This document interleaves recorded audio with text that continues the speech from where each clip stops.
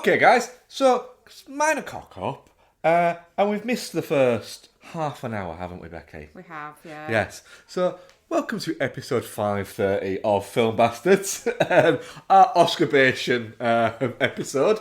Yeah, the Oscars started a little bit earlier than it normally does. Yeah, we got a bit muddled up with start times. Yeah, a little bit muddled up with start times. So, you know, at the moment, we don't know what's kind of happened. Divine Joy has just won Best Supporting Actress, hasn't she? Well deserved. Well deserved, yeah, absolutely. So there's no Ian because he's got work stuff on, so it's just me and you, isn't it, Bex? It is. It means we don't have to use our headphones though. And literally, let's say, I was just about to go for a pre-Oscars nap, wasn't I? And you were about to jump in the shower, and then we realised it had started half an hour ago. So yeah, so we're gonna try. We're going to try and go. Divine Joy is having a good old cry right now. So, yeah. So, we're going to try and, we're going to try and muddle through, aren't we? Those are some sleeves she's got going on there, That aren't is they? some impressive sleeves. I'm just going to try and find out If we've missed any. Yes. So, we have missed... I don't know, because for some reason Becky's now changing the channel. No, I was trying to see if we could put subtitles on. Calm down. Don't me. No, this is the first award. That's alright then. So yeah. So there we go. Yeah, first award of the day and deserved, I think, like you say, Max. Must want to grab the iPad so we can have the nominees up. Yeah, great stuff.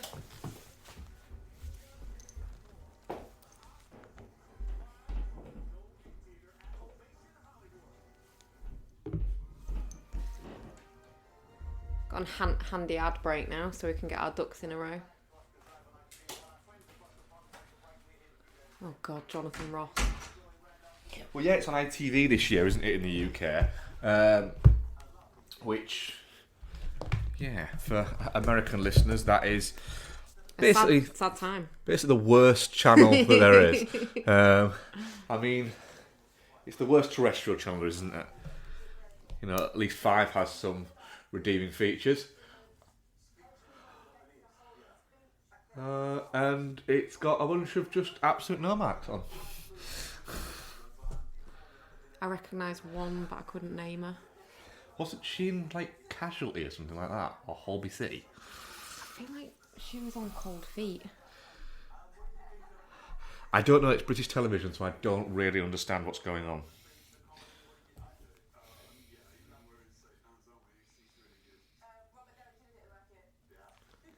So yeah.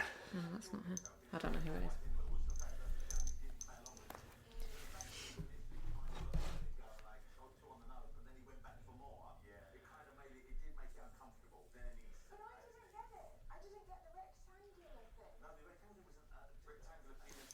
So what's going on? What have we got?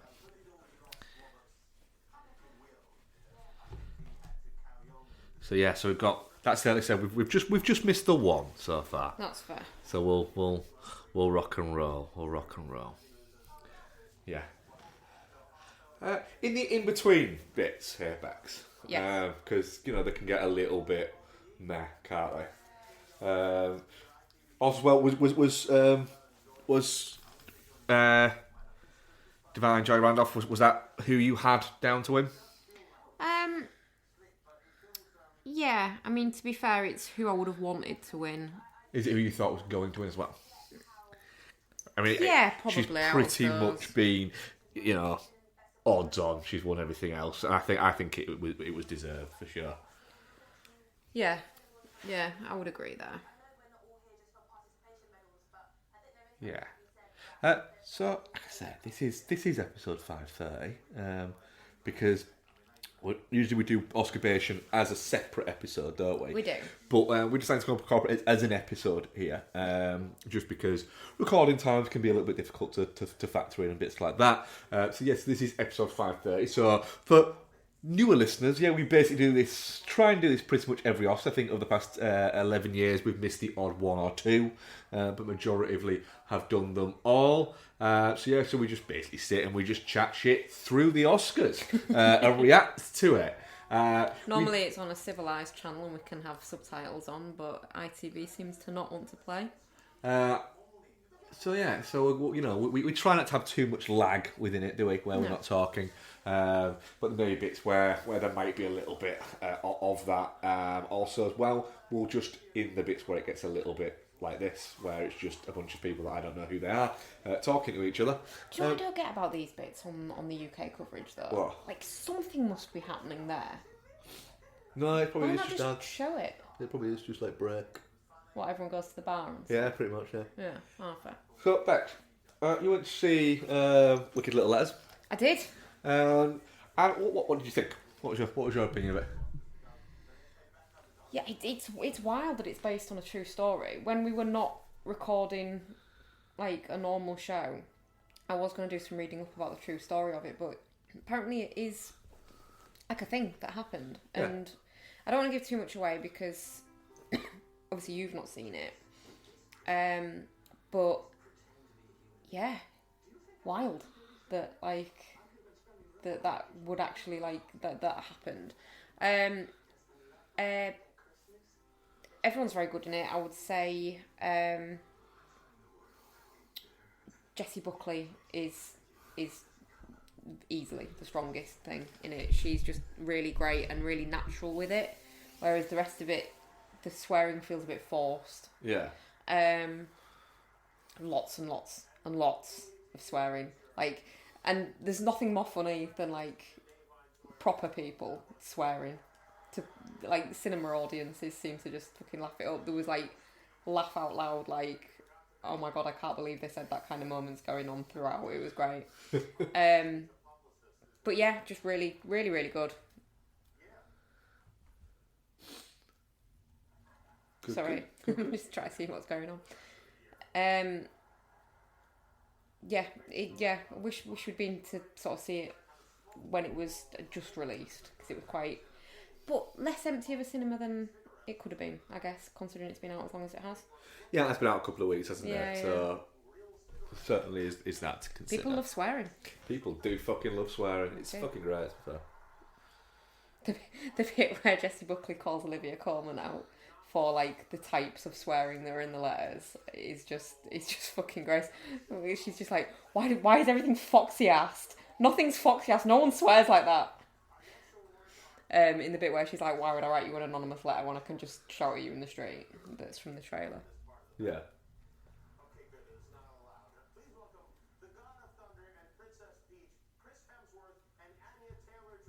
Ah, so the Chris Evans and Anya Taylor-Joy are coming out to present an award. I think it's Best Animated Feature. It's got to be on it. It's looking like it, yeah.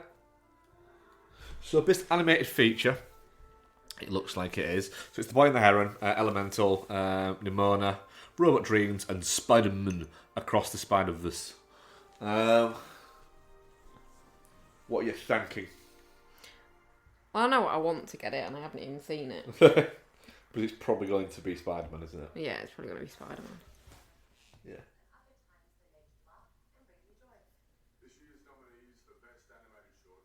Oh, Best Animated Short it is actually, we're getting first. Yeah. Okay. I think it might be that they'll do both. Fair. So they'll do short and they'll do Best Animated Feature. So Best Animated Short, we have Letter to a Pig. No, Cooper, no one's written me a letter.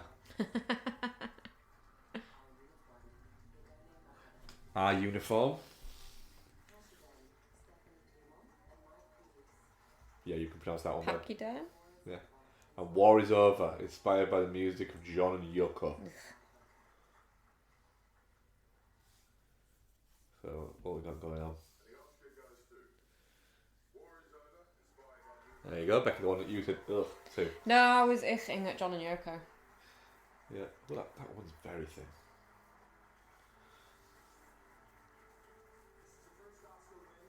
Is that a Lennon child?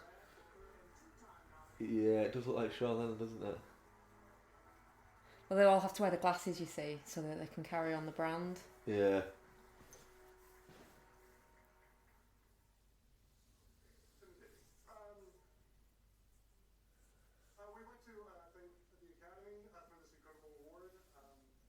I mean, obviously, I haven't seen it. It might be lovely. Yeah. War is Over as a sentiment is great. I just don't like John Lennon and Yoko Ono as an entity.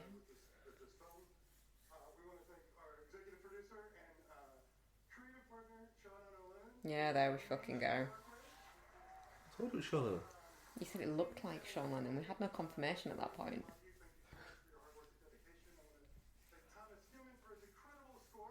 I mean, he's basically trying to look as much like the Huey version of his dad as possible. Yeah.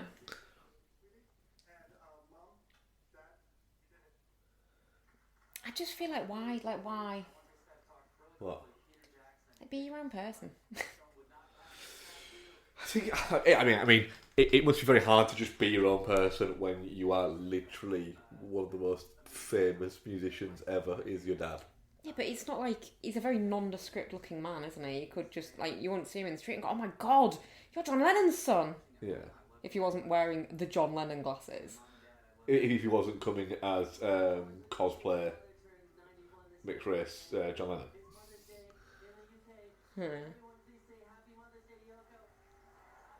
Ew, no.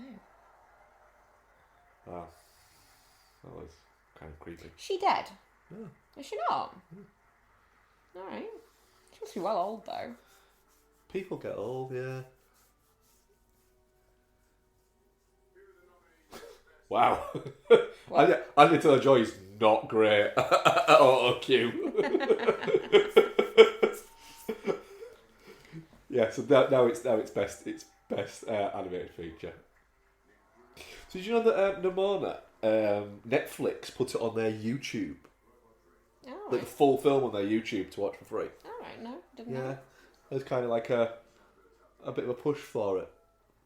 Well, it's just like an exposure thing. But I thought that was pretty cool. You know, we've been quite, pro Netflix for a number of years, and then quite anti Netflix for the past couple of years. What with the fact that it's become a little bit shit. Yeah, it has become shit. Here we go. The Boy and the Heron one. Oh my god. Wow.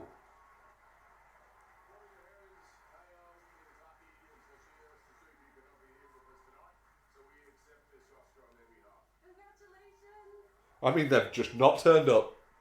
Well, yeah, because they won't have thought they'd fucking No, win. I mean, I think they were second favourites, The Boy and the Heron. It sickens me that they haven't put this out on wide release yet. Yeah, Boy and the Heron was second favourites, but yeah. Good for them. I mean, I think Miyazaki has won before, hasn't he? Yeah, didn't Spirited Away get? I think he's won. I think a couple of them did, didn't they? So let's have a. I'm just gonna check to see how many Academy Awards Hayao Miyazaki has won. Oh no, correction. Wait, we won for that. Spirited Away, yes, won. Yeah. Yeah. And he won an honorary award in 2015. Do you reckon now it's an Oscar-winning movie and it'll get a release? Possibly. But probably not. Do you think it's crazy? Like, they are popular. They are. It got a. I mean, I don't think they've ever got wide releases. It's always been more muted releases, hasn't it? More sort of limited releases. Yeah. Often you find that for some reason the Ghibli films are really weird for like distributing rights. The rights are really odd for them. I just want to watch it. I think the issue with it was it had like some advanced sort of screenings, and then it was a good like few weeks before it came out on wide release. I think it's like about 5 weeks before it came out on like wide release or a wider release, and so it just kind of like the air went out of its balloon a little bit. But yeah, there you go. Just won an Academy Award. That's really good. It looks like I watched an extended featurette on it the other day, and it just looks fantastic. Well, that's the first minor shock of the day on the third Academy Award there. Yeah. Should we have a look to see if there's been any movie news this week? I feel like that first half hour, we've probably just missed Jimmy Kimmel chatting shit, haven't we? Is that who it is? Seriously? Yes. What? Yes, it is, Marky. I don't know who Jimmy Kimmel is. What is he? It's Jimmy Kimmel. Right. Everyone knows who Jimmy Kimmel is.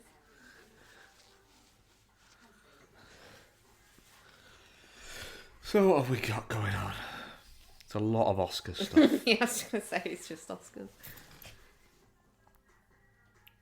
Oh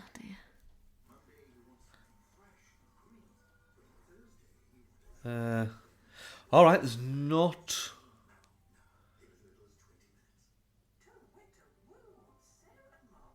a lot of news out there. What trailers did you get before you film? If you recall, I was in Sainsbury's battling with the queue at the self-checkout 20 minutes after the advertised start time of my movie, so I got the Cineworld adverts. Right. So yeah, that was good. Much rather. Oh, I did catch the end of that Mother's Instinct one. Fair play. Fair play. Fair play. What else have you been up to, Vex? So I have watched some things. Right, so I've watched a couple of movies on my own. I watched Devil's Backbone. Yep. I go back to the Devil's Backbone every few years when I do a rewatch alongside Kronos and stuff like that as well. Yeah, they're doing another one of these showing which is the best picture bit. Sorry, carry on. Okay. Yeah, it's just it's really spooky and sad, and it's no surprise that when Orphanage was released, it drew a lot of comparisons for the yes, they're a ghost, but they're sad, not scary kind of vibe. But yeah, I think it's really good to go back and watch Del Toro's early works, because I don't necessarily feel like his recent releases have been up to the quality of the earlier ones. You know, he did that Cabinet of Curiosities, didn't he? He's got Frankenstein, hasn't he, at the moment? Yeah, be interesting. That he's making at the moment. Who's in it again?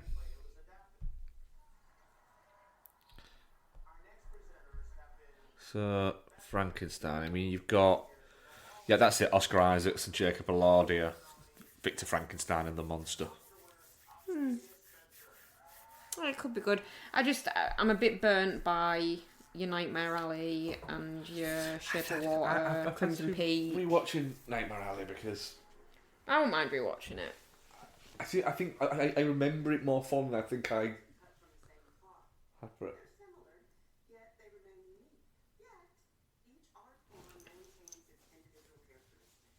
Original screenplay, I think they're doing here. Are they?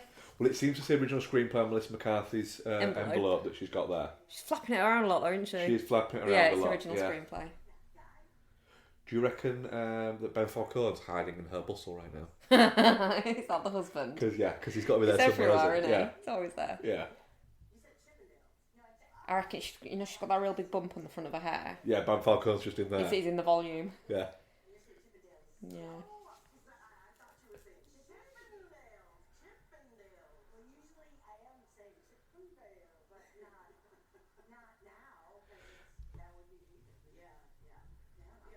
These little bits that they do, they're really they're just not great, are they? I think with auto cue, is that what it's called? Yeah. You've got to be very good at it to not sound like a robot. Like you say, Anya Taylor-Joy was not doing well with it on the last segment. Anya Taylor-Joy at one point was reading it out loud, like literally, but before it, the cue bit. saying, and she was looking at it and she was mouthing. pointing She was it. mouthing what it was saying. Original screenplay, we have Anatomy of a Fall. Did you watch this? I haven't yet, no. So we've got Anatomy of a Fall, The Holdovers. Yeah, The Holdovers is very good. It is, yeah. I nearly watched Past Lives today, you know.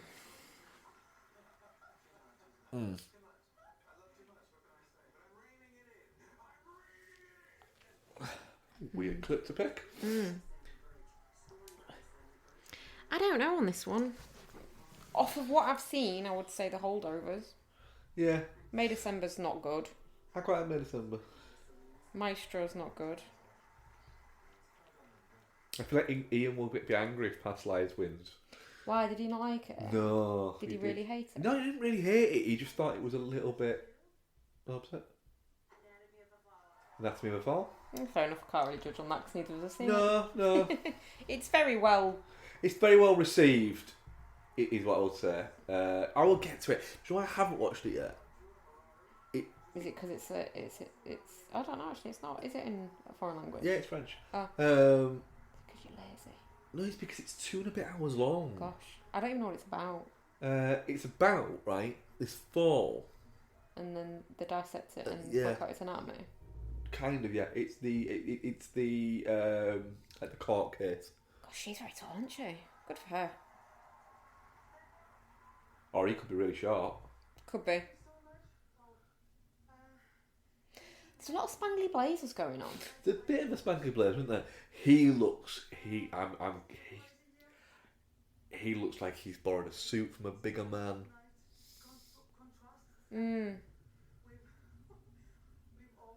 From a bygone age. Yeah. I feel like double-breasters. You don't see them much anymore, do you? They've kind of made a bit of a comeback as the old double breaster. Yeah. Okay. Yeah. But yeah, he's not wearing it well, that man. I mean, he's having a great night. He's just won an Academy Award, so, you know. He looks like his mind's fucking blown. Or he's been taking strong advantage of the free champagne. Or he's realised, shit, I should have bought a suit rather than borrowing my roommates. Thank you for that, Big Theo, but, you know, this suit is way too big for me. Big Theo? Big Theo, yeah. Wow. Big Theo's just walking around right now in his bills. In his... Bills. In his bills? Yeah, his underwear. Bills? Yeah. It's a colloquialism for underwear. Have you just made that up? It's like bills is a colloquialism for underwear. I'm 40 years old and I've never heard of underwear being referred to as bills. Right, it's Urban Dictionary.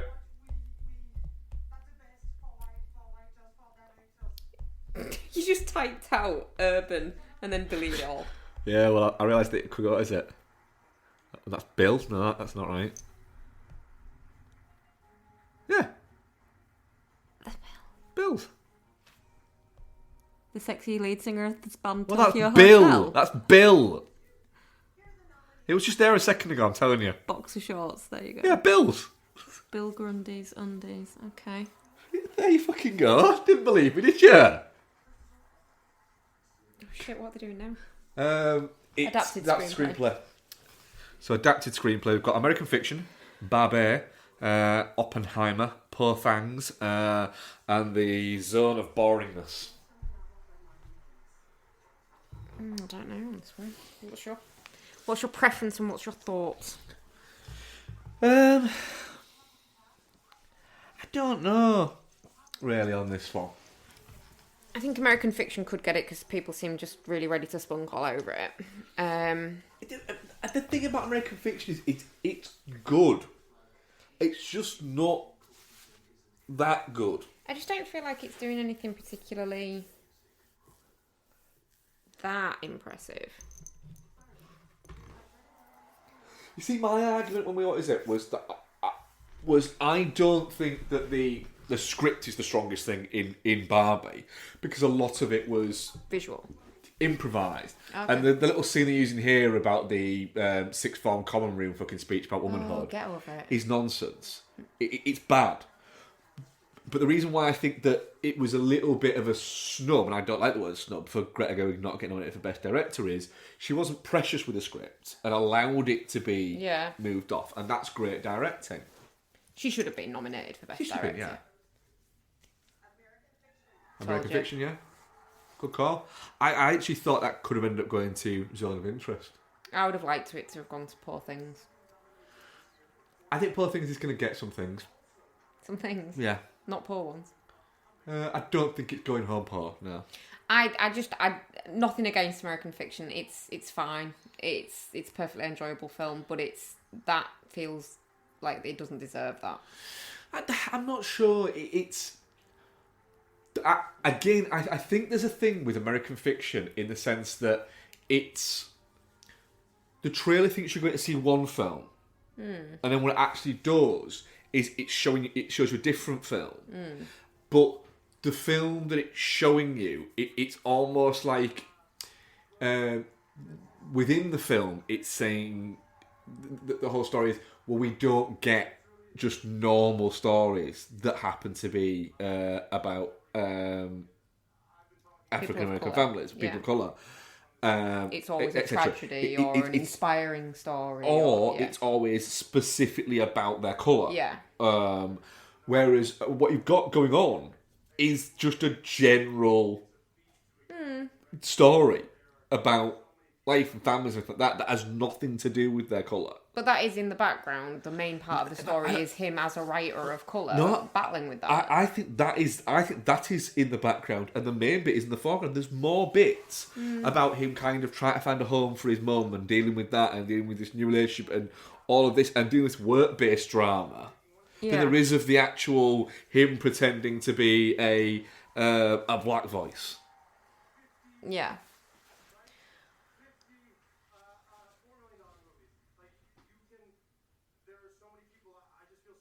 It's very animated, isn't it? I mean, I'm always very much like, fair enough on this, you know. They're giving, you know, this guy, he's winning an Academy Award. Yeah. Oh no, I'm not knocking him. Just saying he's very animated. Talks with his hands a lot. I mean, as a man who talks with his hands a lot, I feel. You know. So how does Barbie qualify for this? Because like it's not based on anything. It's not based on adapting Barbie. Anything. Yeah, but it can't. That's not a work that's being adapted. I thought it was a strange one, but I think it's because like a lot of the cues are taken literally, like the costumes and everything. So much of it's taken from. But that's visual elements, not story elements. Existing there. Oh, we got the first song. This is a bad song. And it's going to win. Do you reckon? Oh, it's going to win, yeah, without question, yeah. Well, it shouldn't do. It's going to, though.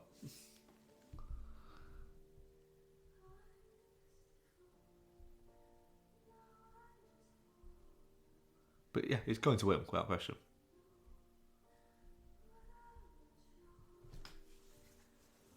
I feel like I can't even remember this within the movie. It's not in the movie, it's on the end credits. Oh, right.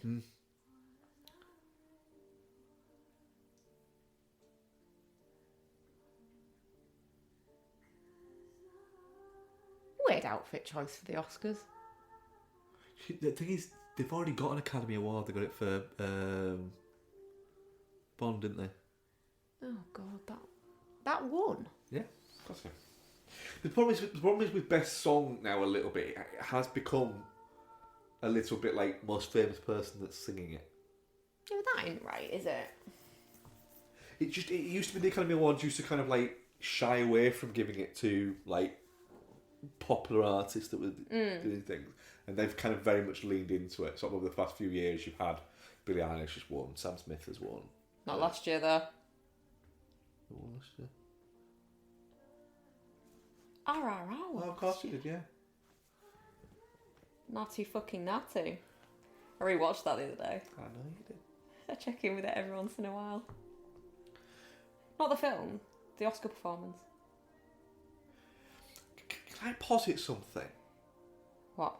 She's crap, isn't she? Oh yeah. Like I get that he's a very talented, you know, musician and he's very good at working on compositions. But it does feel a little bit like his parents made him take his sister along, and for some reason it's worked. But she's got a very weak. She's got a very weak voice. Yeah, but that breathy, mumbly bullshit is very popular with this current generation, isn't it? It is a little bit. You're not supposed to be able to understand any of the words. Good, because I can't. Oh God, What? Did you just do kids of today? Kids of today, the absolute bastards. Enunciate, you bitch. Yeah. Oh, do you know what she should do as well? She'd bloody smile a little bit. She'd be real pretty if she smiled. She wouldn't. I've seen her smile. She's an ugly girl.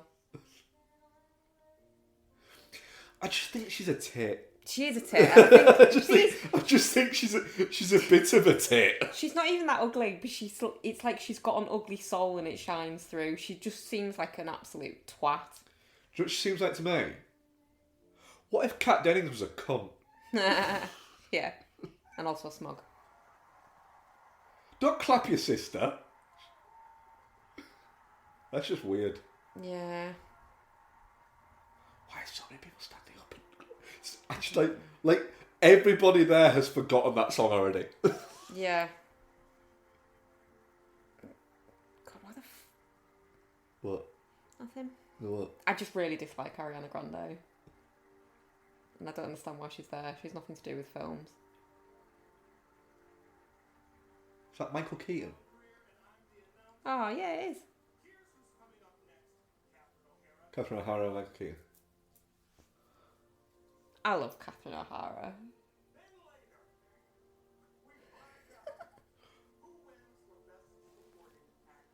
Alright, best part that's coming up. Cool. Right, I'm going to leave you to do some talking while I go get us both a drink, seeing we had to start on the fly. We did start on the fly. We did start on the flippity fly.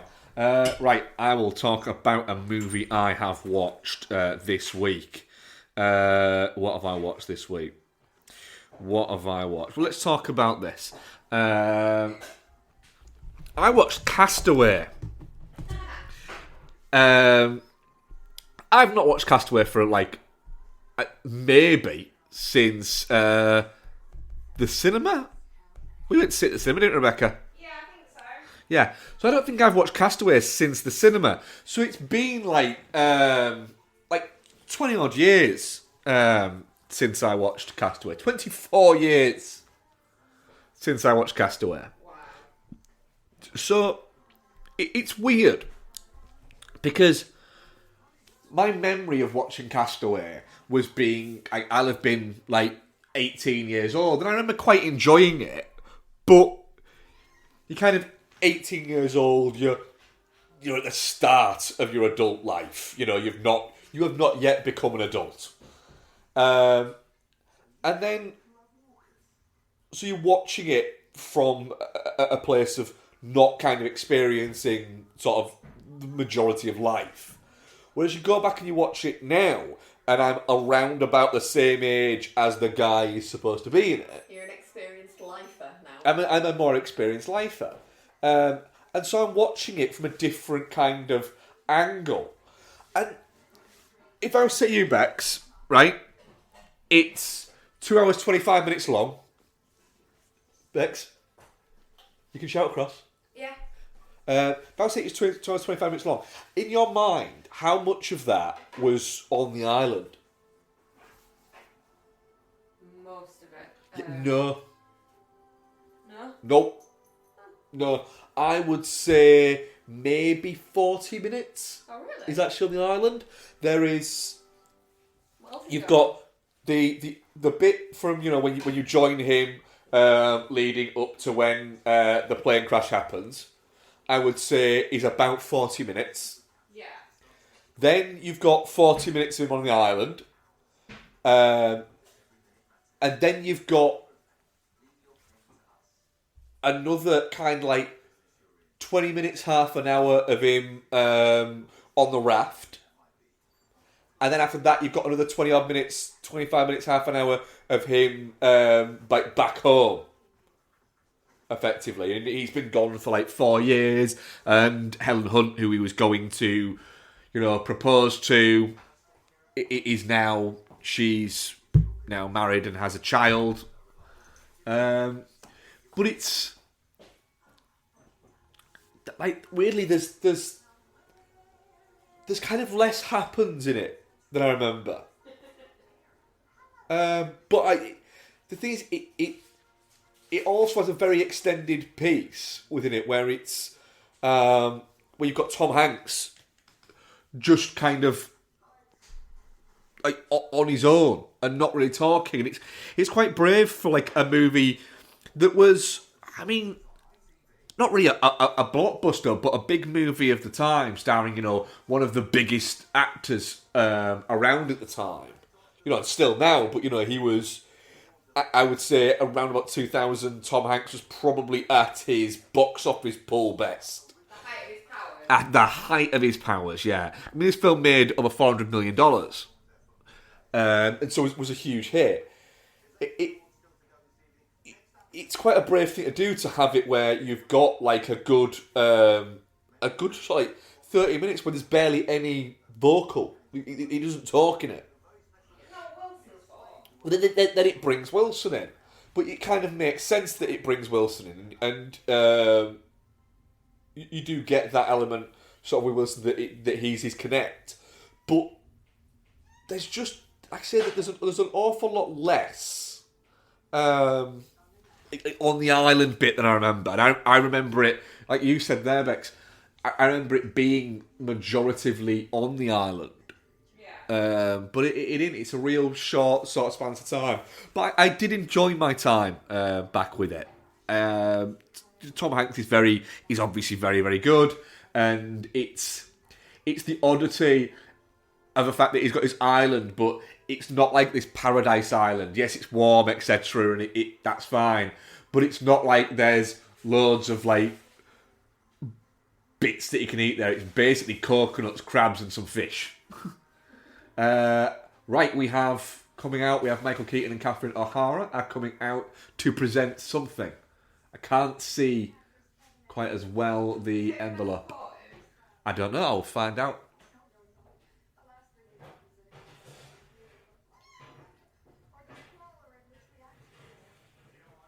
I think it's hair and makeup. Okay. Yeah, hair and makeup. So who do we have for best hair and the makeup? So we have Golda, Maestro, Oppenheimer, Poor Things, and Society of Snow. Society of Snow? But hair and makeup isn't just making people look glamorous or good. It's other bits as well. Alright. Well, Snappy tits. It's like whenever... it always bothers me whenever things like costume dramas always win best costume. It's like, well, fuck off. I feel like after the backlash about badly Walsh's nose, they can't really give it to Maestro.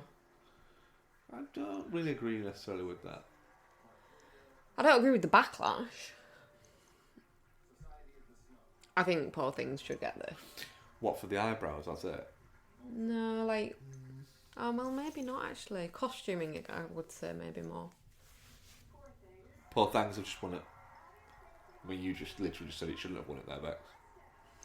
I said it should first. And then you fucking folded like a lawn chair. No, because like the stuff on like a lawn chair. what's his face? Willem Dafoe? Yeah. That was good. Alright, yeah. Sure. What, like someone made a homemade Crichton? Wow. What? No, I actually do agree that Poor Things is good makeup, actually. It's innovative. It's not just prosthetics for to try and go, look, you know what this guy looks like, but here is them looking still like that person, but a little bit different. Oh, what's weird with his face? Oh, prosthetics. It's like, do you remember when Nicole Kidman won an Academy Award for wearing a chin pad? One of her nose. She had chin as well. Chin was there.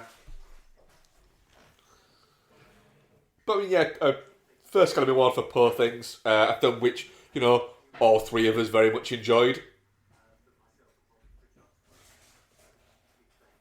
So, yeah. Fair play to it.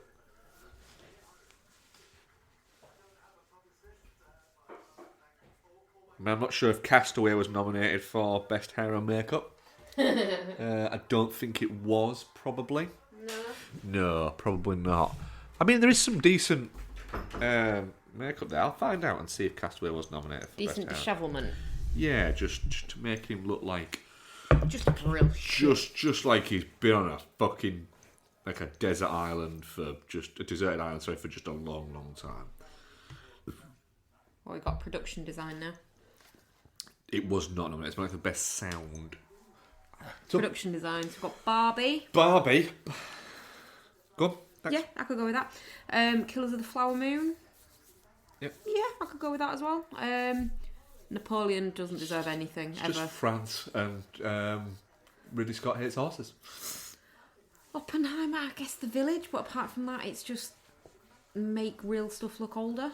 And Poor Things production design's very good. Poor Things production design it is fantastic. Poor Things probably deserves this one, if I'm honest. I think it's between Barbie and Poor Things. Is what I would say there. I don't know what won because Becky was rattling meowed. around and you were and Cat was meowing. So I'm not really sure what's won here. There's a lady, she's walking. Still don't know what's won. Nice shot of some stairs there. Beautiful. Yeah.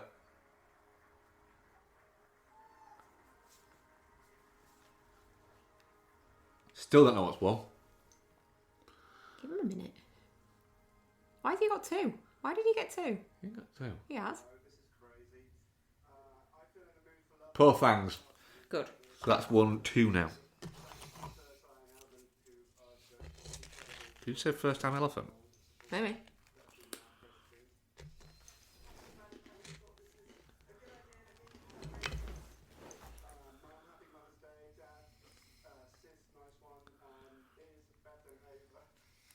I feel like your Oscars speech is not the time to be doing Mother's Day shit.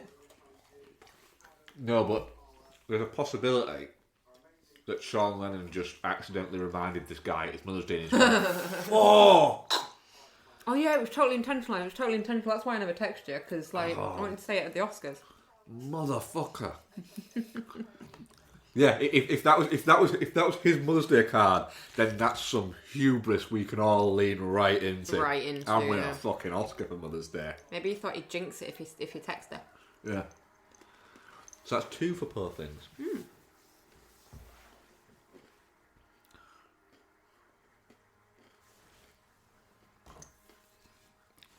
Oh, it's Jimmy Kimmel, a man who I definitely knew who he was before tonight. I don't understand how you didn't know it was Jimmy Kimmel. Why would I know who Jimmy Kimmel is? Because he's a guy that's been around for ages. Everyone knows what he looks like. When a nude man, a streaker, ran across the stage. Can you imagine if a nude man ran across the stage today? I said, can you imagine if a nude man ran across the stage today? Wouldn't that be crazy? Fucking Ricky Stenicki. You mean Merman Barbie?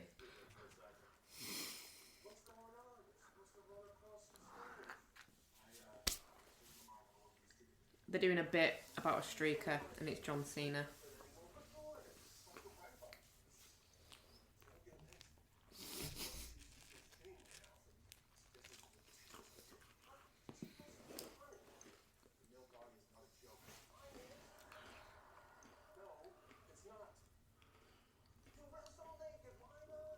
Ricky Stenicki's on Prime, were you aware? I was aware Ricky Stenicki was on Prime, but we're not going to cover it this week because we've not watched it for starters. But I feel our audience deserves to know what you all think of Ricky Stenicki, Oh yeah. not just what this idiot thinks of Ricky Stenicki. Oh yeah, no, that's fine. I was just saying you haven't mentioned it within like wanting to watch it, so I didn't know if you were aware that it had launched. Now I'm going to sneak it up on you. You don't need to. I'm going to, Why? because otherwise you'll be like, ugh. John Cena is about to present an award naked.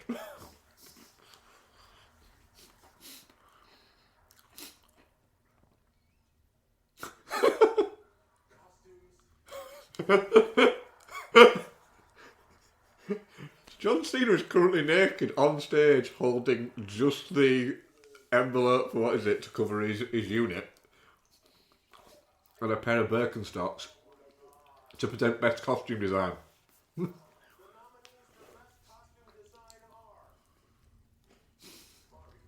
Barbie. He's buff, isn't he? I've heard him. John Cena, yeah, apparently so. Yeah. Yeah. Never seen him naked before. Really? Why would I? Tends to be shirtless quite a lot of the time. Well, I didn't think he came round while I was out or anything. I was like, because he's done lots of nude performances I'm unaware of. Well, yeah. He literally used to be a wrestler where he used to wear his pants. And now he's wearing a curtain. Poor thing's for 3 now. So thoughts, is Poor Things going to get anything that's not visual based? Yes. You reckon? What do you reckon it's going to get? Emma Stone. It's going to get Emma Stone. Yeah. Emma Stone's going to get Best Actress, is what you're saying. Yes.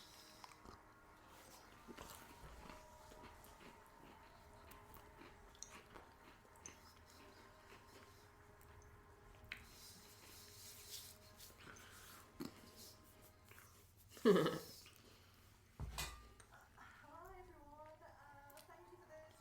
you imagine though? Like, you get an Oscar. Yep. It's a moment that should have a lot of gravity. Yep.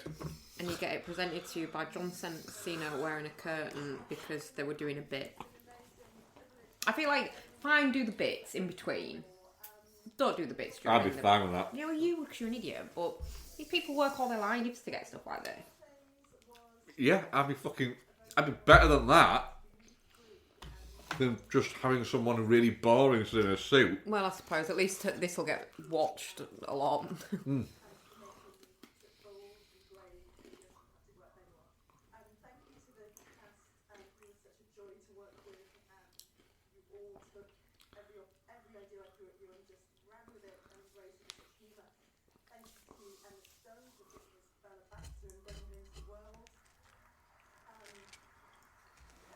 Yeah, that is 3. So it's going to be interesting to see where... I mean, sometimes, often when you get these little bits that come up like this, it can be a little bit of a signposting for further along. Yeah. You know, Poor Things came along at the right time. I still think it's... I think you get like these. I think there's a possibility. I think it's going to get Best Actress. But I do think that's probably going to be it. Don't fucking music her off. She's just won an Academy Award. Let the fucking woman talk. Yeah. I do, and we say it every year though, don't we? Like, have less of the bullshit and let people talk. It's Dwayne The Rock Johnson and... I don't know who that other person is. No. What? John Cena's funny.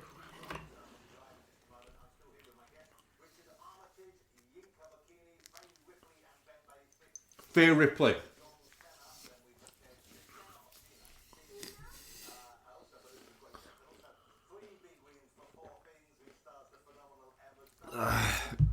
Yep. I still don't know any of the others though, even though I said their names. Well, Thea Ripley, the talented Mister's mum.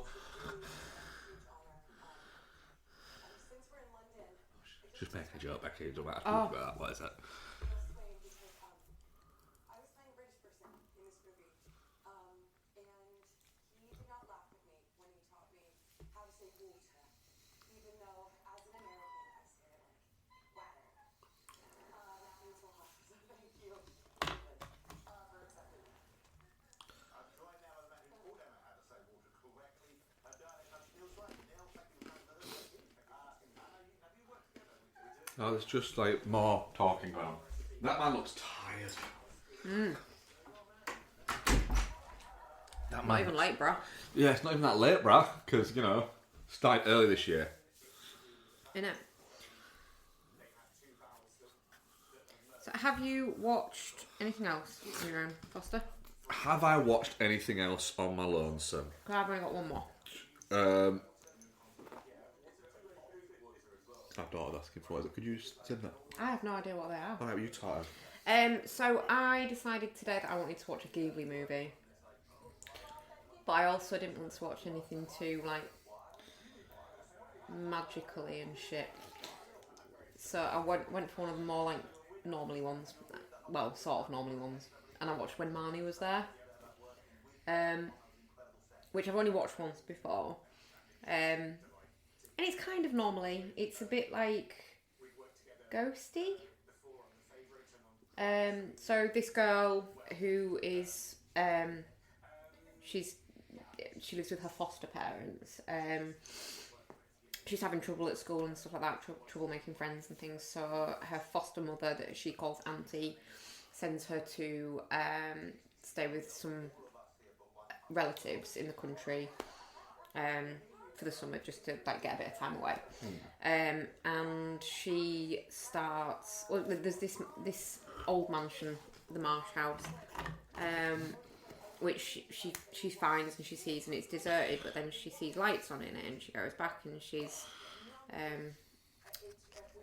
I guess initially thinks that she must have been mistaken or whatever, but then whenever sometimes it's deserted, sometimes it's not, so there's obviously something going on. She meets this girl called Marnie. Which one there? No, this was when she was there. Alright.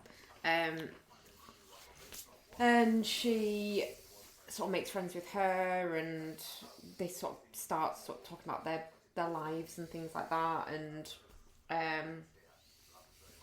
the main girl, Anna, her parents have died, and then she's ended up with these foster parents, but she doesn't really know much else. And then Marnie, she lives with her parents in this big house, but they're often away, and she's scared of things. And then gradually Anna makes friends with this local artist lady who paints like the Marsh House.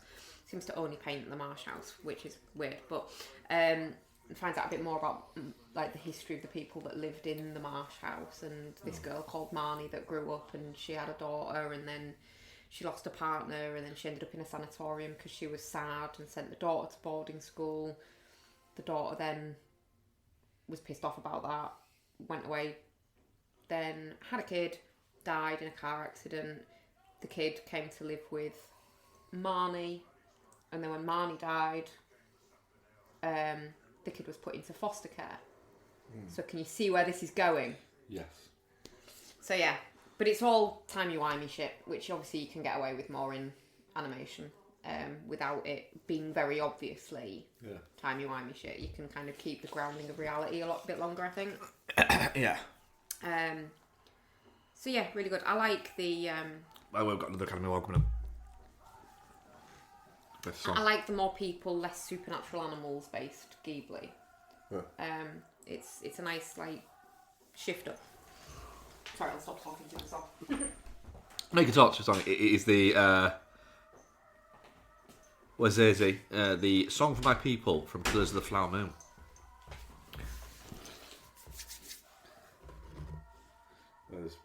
These guys are fucking going for it. They are.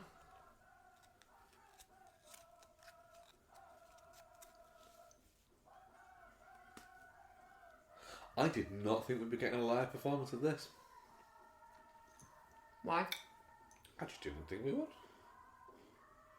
I was curious as to how they would do it live.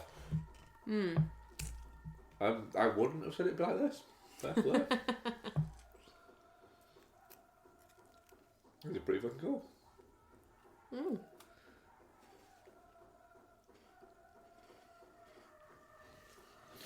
See, I prefer this though to like that Billie Eilish one that was on. Yeah. Now this is an actual performance. Like there's a performance element to it rather than just a guy at a piano and a girl stood singing. Yeah.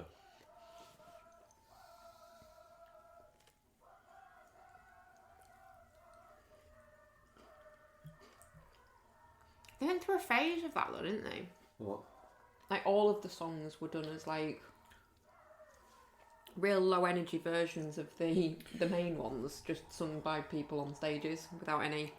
I mean, there was also that point where they insisted that every song, just to make it a little bit quicker, would only be like 90 seconds of the song.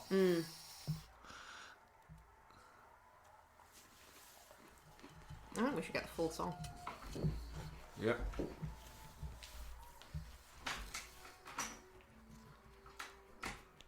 What have we got next? Who we got coming out? It's Dwayne "The Rock" Johnson and somebody else.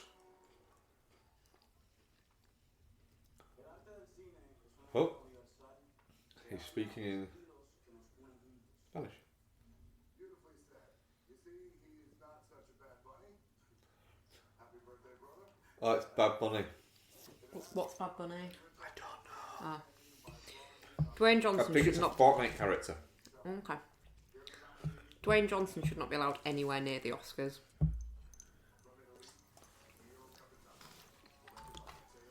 What, in case he gets ideas with his station? He already has ideas of Bully Station. He's doing Benny Safdie's new movie, isn't he? Yep. Dwayne "The Rock" Johnson is getting in the A24 vibe. Great. I wonder if he'll be peck popping. So, yeah, he will do. He's playing an fire. Oh, there we go. So it is best foreign language film.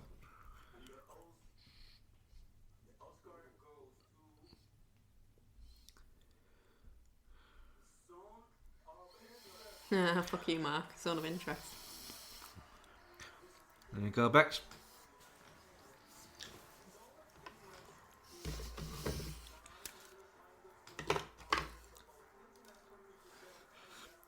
Zone of interest. Hey, Nazis were bad eggs, weren't they?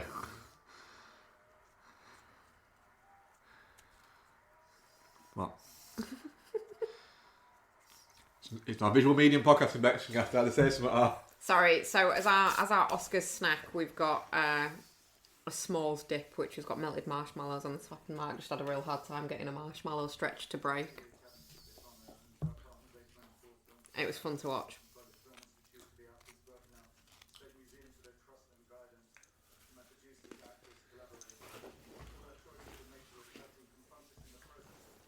So you really like Zone of Interest, didn't you, Bex? I did. I'm not speaking about it with you. Why? I'm saying. It's your time to shine. It's not my time to shine. I don't think I've seen any of the other ones. So I can't really say an awful lot. That Teacher's Lounge was supposed to be very good. Society of the Snow was not. I haven't seen the other two. But yeah, I think it's a good film. I think it definitely deserves it more than Society of the Snow.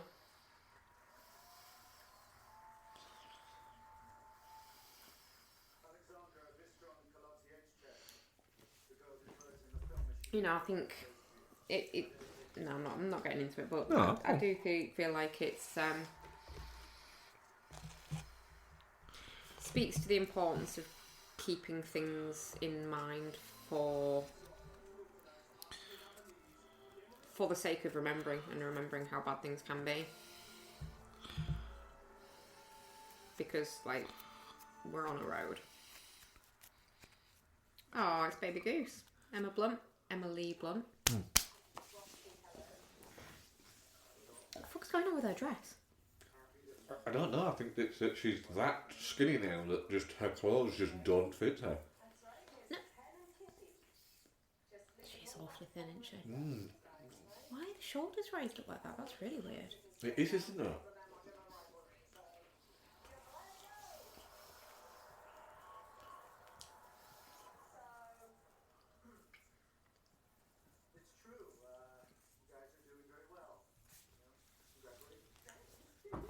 So yeah,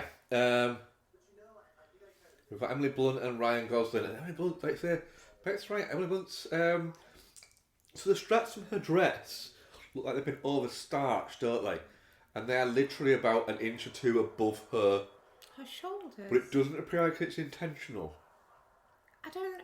Maybe it's a sartorial choice.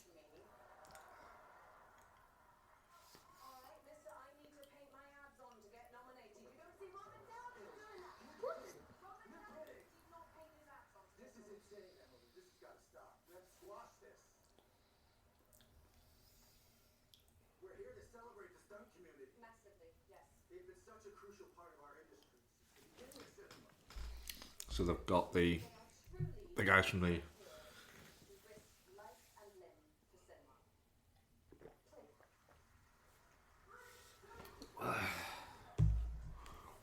So it's a bit about stunts.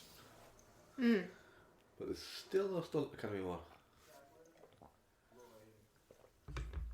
I was about to say, we always say every year, it's really heartening to see that they've added a stunt one. Is it not a thing? It's not an award? No? It's just a bit. Yeah. God, give stunt people fucking Oscars, guys. Yeah, they fucking should. I mean, it's wild. Some of the stuff that some people do. And Yeah. Tom Cruise does. From Butch and Sundance to Black Panther, from the depths of space to the battlefields of Earth and beyond. Stunt performers and the action they design continue to create some of the most memorable moments in the history of cinema. Yeah, it is bonkers. Like, there is literally nobody on a film set that risks more than the stunt people, and they get fuck all. I mean, obviously they get paid, but like no. Yeah, I know. Don't think they're doing it for fun, but like. They I just- mean, they are doing it a little bit for fun. Probably, yeah. But they get no recognition, really. No formal recognition for it. Performers and the stunt coordinators who help make movies magic, we salute you. We salute you, not by giving you an actual award, but by just having two people who want to promote a movie that is one of the characters is a stuntman to come out and talk.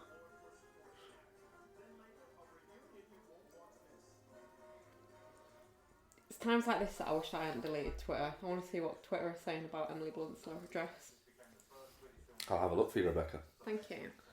I'll have a look and see what the Twitter's saying about Emily Blunt's dress. Maybe it's intentional. I don't know, it's weird. It looks like, do you remember like, I mean you're not a girl so possibly not, but you used to be able to get like books with like press out clothes made of Yeah. cardboard, and you'd fold over the little tabs on the shoulders and you'd put them on little cardboard people. Yeah. Looked like that. Like if you badly folded the tabs and there was a bit sticking up over the top.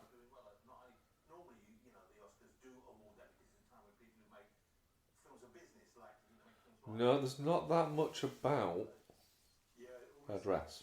No. Separate category, don't they? Got the sort of light-hearted, uplifting films because 95% of them are sort of serious. I mean it's Twitter, so I'm guessing it's just people harking on about how it's lefty, liberal, elitist Hollywood having their night in the Not with sun. my Twitter, No. no. Someone cries and I Barbie, which is what Jimmy did at the beginning when he said loads to Barbie. Bang, that was the one. Thank you. They're literally playing Oscars bingo. I have no idea. I'm trying to not pay any attention to what is going on here. What else you watching, Rebecca? That's it. That's me That's done. all you watched? Yeah, I did, however, listen to Jeff Wayne's War of the Worlds audible exclusive with the story woven in. All right. How was that? Really fucking good, to be fair. I've never listened to Jeff Wayne's War of the Worlds music before. And you told me I should after you watched the movie the other day, so I saw it was in our Audible library. And thought, do you know what? Yeah. I mean, we literally have it on vinyl, but just saying. I know, but that's just the music, isn't it? Yeah. Whereas this is the story as well. So the first morning that I listened to it, it was real fucking foggy outside. Like the movie The Mist levels of foggy. And it was like real spooky listening to it. But do you know what happened on the way back? What? Right? It was also still foggy, but it was dark as well. So a real atmospheric first day for War of the Worlds. Yeah, it really, really, really good actually. Very engaging. I'm looking forward to. I didn't realise that there's quite a lot of like radio play style ones on Audible. Yeah. In the Audible Plus library, a lot of them are included with your subscription. Yeah. Rather than having to use your credits for them. So yeah, it was a really engaging medium. I've never really listened to anything like that before. Really good. Really, I do really. think it's funny, like, yeah, that Audible accidentally invented the radio player. Yeah, I'm looking forward. There's a 1984. They're dropping on the 4th of April. Yeah, well, we literally saw a trailer for Trailer that, for it didn't in the we? cinema, yeah. In the cinema for that. Because isn't it Andrew Garfield. Andrew Garfield is doing it? I mean, I'm assuming he's. What's it?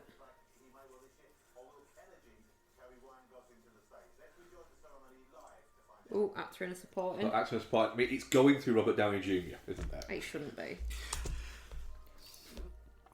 I mean, it's going to be. I don't think it's a bad performance. I think it's a very good performance. No, but But who would be your choice? Ryan Gosling should win this. He steals that movie.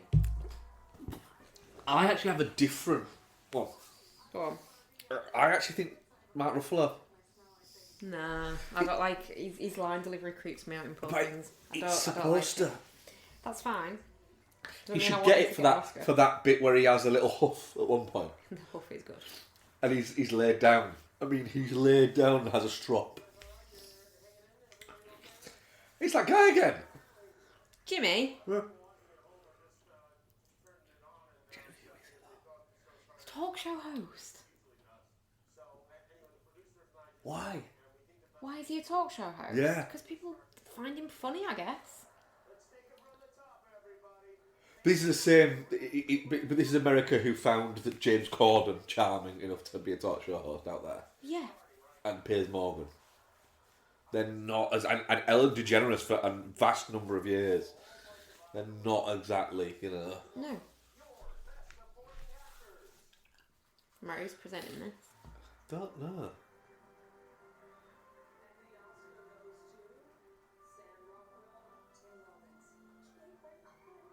Don't know who's presenting this. There's numerous ones. What, all like previous winners, supporting yeah. actors? That's weird. 5 people. They've done this before a few 5? times. Come on, fucking dance, Rockwell. You know you wanna. Everyone looks tiny in comparison to Tim Robbins. I think Mahershala Ali's like representing himself well. He's not a small man, is he? No. To the nominees for actor in a supporting role. Sterling, I know yours has been a long journey to get to this night. Stanley K. Brown is very good in that, in American Fiction. That you're finally being recognized by your He's the brother, isn't he? Yeah. Yeah, he is very good. American Fiction is extraordinary and transformative. As the horny brother. Yes. It's a very stylish man, that horny brother as well. He's a very stylish man, that Honey Brother. I mean, I get the thing that Sterling K. Brown is a very stylish man.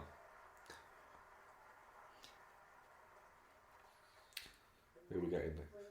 Oh, he's still talking. Outmatched only that by the matter of who you are as a person.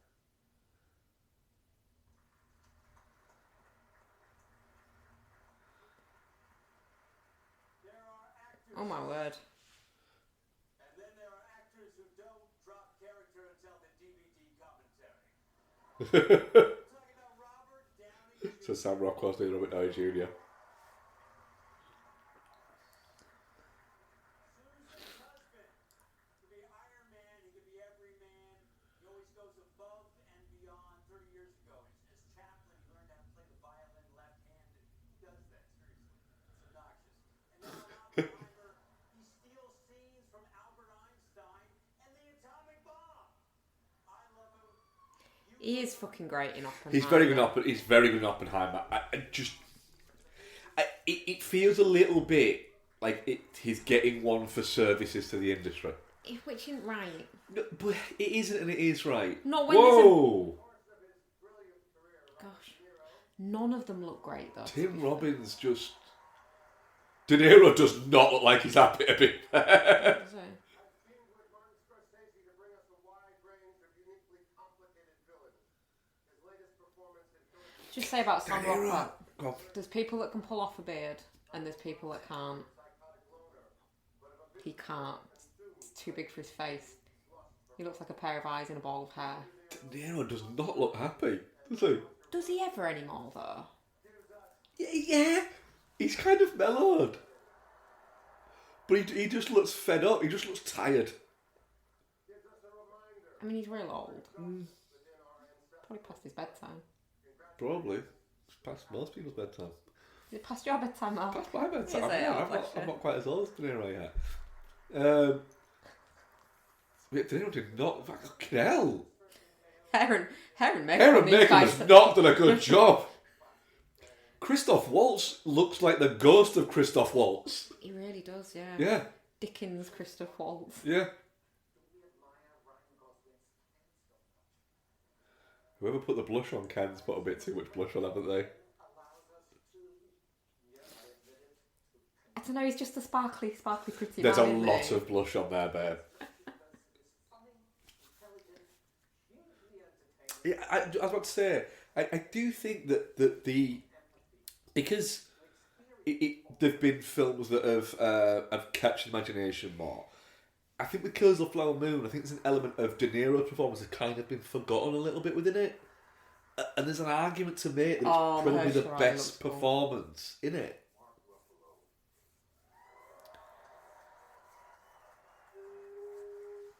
Maybe. Over 3 decades, you've captivated us with your versatility of drama. Ruffles can pull off a beard. Yeah, Ruffles can pull off a bit, but Ruffles is a sensible size beard. We wouldn't have it any other way. Your appetite for challenges is unmatched. I feel like all the men that have been shown in this little segment look very fucking dishevelled, don't they? Yeah. Like, make an effort, guys. Come on, Ruffles, brush your fucking hair. Maybe get some Just for Men gel. Yeah. I would have liked Ruffles to have got this, but it is going to be Robert Downey Jr. And the Oscar goes to Robert Downey Jr. I don't agree with that. I think they were all very worthy performances.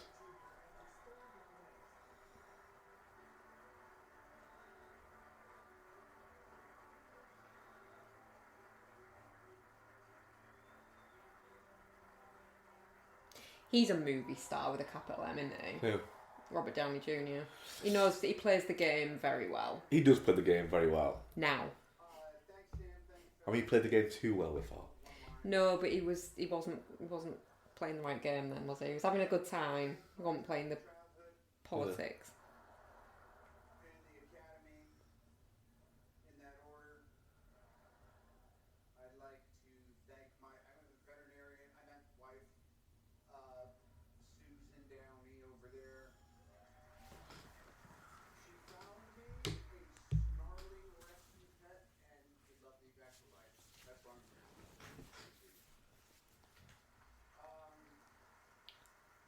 Here's my little secret. I needed this job more than it needed me. Chris knew it. Emma made sure that she surrounded me with one of the great cast and crews of all time. Emily, Killian, Matt Damon, Florence. I mean, he's one of those. I think with Robert Downey Jr. is, you know, What we do is meaningful and he's an odd character. I mean, he's been going literally since like the mid '80s. You know, he grew up around Hollywood. You know, and he's had his problems, he's had his redemption, and then literally, I mean, he became, you know, one of the biggest stars on the planet with Iron Man. And you know, he's very good as Iron Man, and he's very good in this. I have no issue with Oscars given for services rendered if there's no standout performance up against it, but there is. Ryan Gosling is very, very good as Ken. It's a very good performance. I have a feeling that Ryan Gosling's one of those actors who's going to get nominated loads, and then just like not end up winning until what? Why is there a dog there? No, it's the dog out of Society. No, the other one. That film we haven't watched. Anatomy of a Fall, apparently. All right. a little surprise there with Robert Downey Jr. taking home his first Oscar, which surprised us all really. He's been nominated twice before, I think, once for Tropic Thunder, somewhat bizarrely, and I'm trying to remember what the other one was. Was he? For what? What do you mean? That'd been nominated for Tropic Thunder. Of course, I'm still with yeah. Oof. What? Times they are changing, eh? Something wasn't that long ago. That wouldn't fucking fly now, though. No, it wouldn't fly now, no. Quite rightly. I mean, probably, yeah. Yeah, Tropic Thunder, and obviously, like 31 years ago, he was nominated for Chaplin.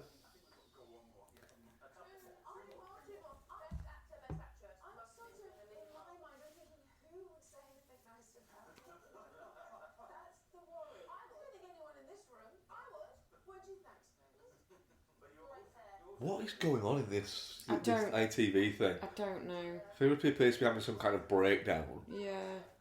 and I can't remember who she is. It's just a lot of nobodies. Hair and makeup have just generally not been well represented tonight, have they? Because nobody there looks alright either. No. They all look like they're a little bit pissed off with her right now, don't they? His face. They're all just... So I don't know who any of these people are, and that is, I think, Thea Ripley. And they're all just kind of looking at her with this, will this person please shut the fuck up? Look. Aren't they? Yeah. That does not look like a fun room. Does it? No. There's a real, like, aggy tension to it all. Jonathan Ross looks kind of like he's entering his Jules Holland era. Jonathan Ross entered his Jules Holland era a long time ago. Who is everybody? It's really don't making know. me sad. I don't know. Oh dear. One of the people that I'm watching where they have these little, where there's the breaks within the Oscars and they're going through the ITV coverage of it. Yeah. One of the guys that is there genuinely looks like he is seconds away from just going, do you know what, it's not worth it, and just walking off and just going Guy home. in green shirt, yeah. She is in Cold Feet. I don't know. Okay, frankly. I love Past Lives. Those are my two favourite. Past Lives and Zone of Interest. I think the often I'm afraid of Zone of Interest. I want it to be Poor Things. Yeah. I came out of Anatomy of a Fall going, that's the movie of the year. That's what I think it's going to be Oppenheimer. Yeah, Anatomy of a Fall will be, I think it actually won't be. Yeah, where are you at on What? best film? It'll be Oppenheimer. You reckon? Yeah, I'll be Oppenheimer. For best film, yeah.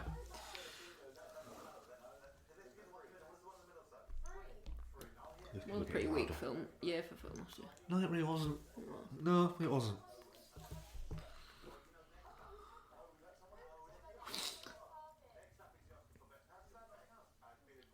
I feel like Godzilla -1 should have been What? nominated for Film. best foreign. Yeah. It wasn't put forward, was it? No. I know we've had this conversation, but I feel like it should have been. But I think it's going to win for best visual effects. Oh, is it in there? Yeah, it's nominated for best visual effects. So visual effects is the creator Godzilla -1, Guardians of the Galaxy Volume 3, Mission Impossible: Dead Reckoning, and Napoleon. God, that creator came and went, didn't it? I really like the creator. There's no conversation about it now, though. Ah, fuck you. I was incredibly disappointed with that movie. Yeah. It was just a real softball, I think. I disagree. I really quite liked it, to be honest. I think it's one that will grow on people over the years.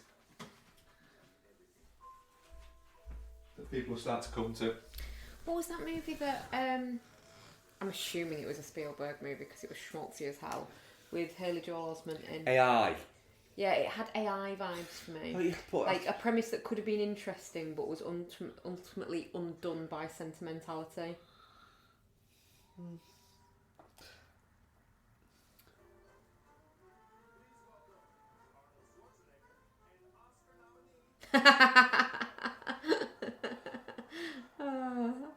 Nice. So twins are there.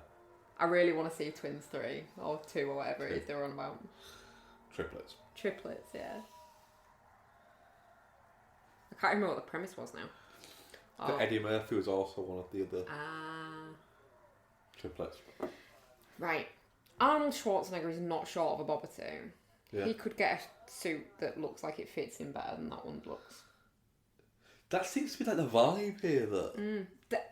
Danny DeVito's suit looks like it fits in perfectly. Is it just because everyone's getting old? A little bit, yeah. That's kind of sad, isn't it? Yeah. Looks too tight in the shoulders. No, I think that's just because you've got to proportion it, haven't you? Yeah.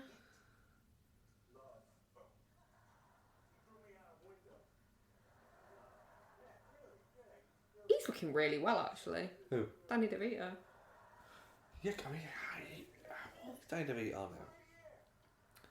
He's a handsome motherfucker, isn't he? Who? Michael Keaton. You've got your podcast, not visual meaning, babe. I'm talking to you. He's a real silver fox. He's got no hair, but you know, He has. I can see it. It's silver. clear hair. Clear. Danny DeVito is 80. Is he really? Yeah. Wow. He looks really fucking good for 80. Yeah.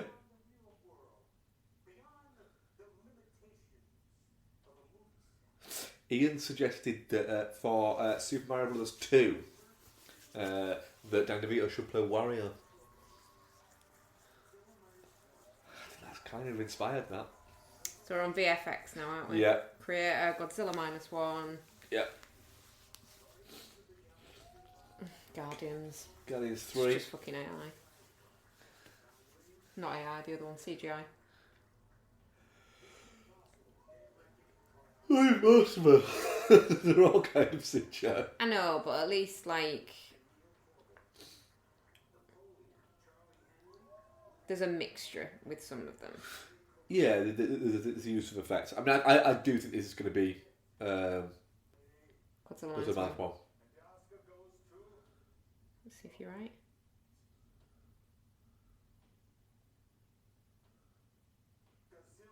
Aww. And we got to hear Arnie share Godzilla.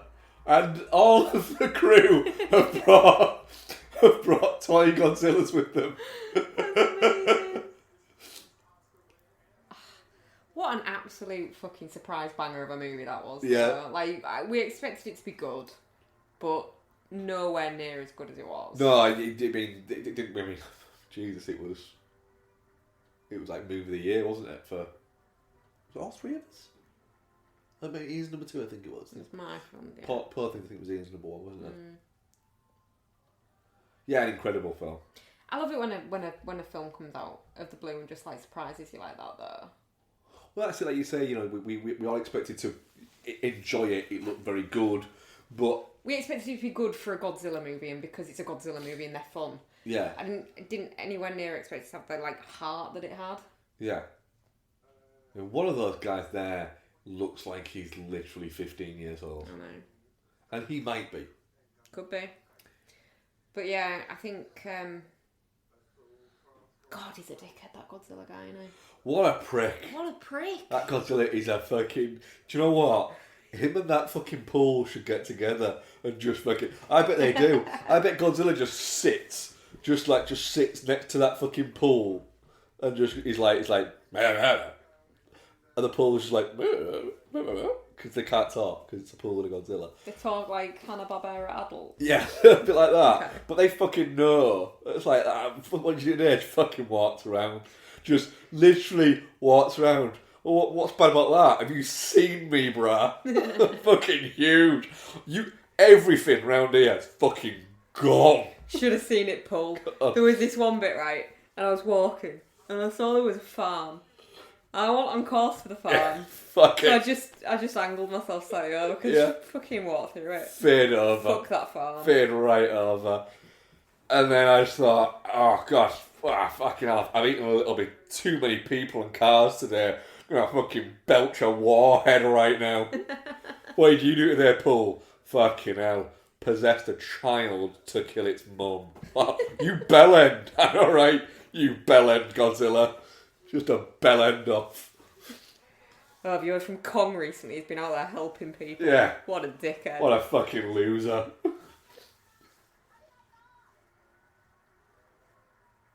Visual effects. What a time to be alive. Is that all it's nominated for? Yes. 100% hit rate. Well done. Yeah, well done. Fucking film of the year. Film Bang. of the year, banger. Get out. Case closed. Editing. Editing. Who've we got? Film editing. Anatomy of a Fall, The Holdovers, Killers of the Flower Moon, Oppenheimer, and Poor Things. I think it's going to be Oppenheimer on this one. Yeah. Yes.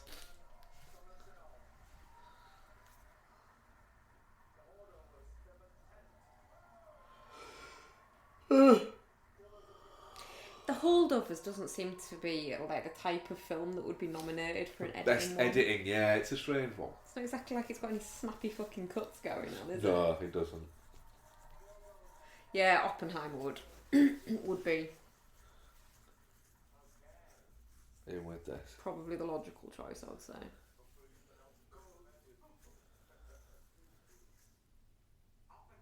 Yeah. that makes So Oppenheimer comes in with its first technical, I think. Is it first? Oh, no, 'cause, what's his name? Bobby. Junior won it, didn't he? Eh?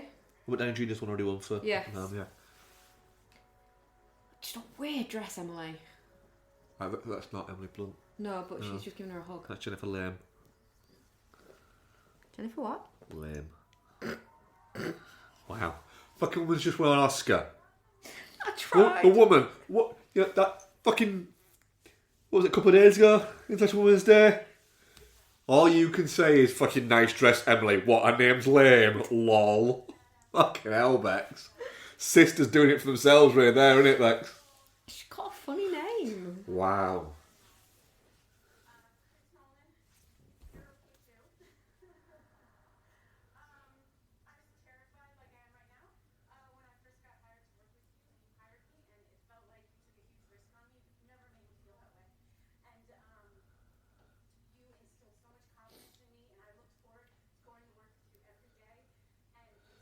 So she's.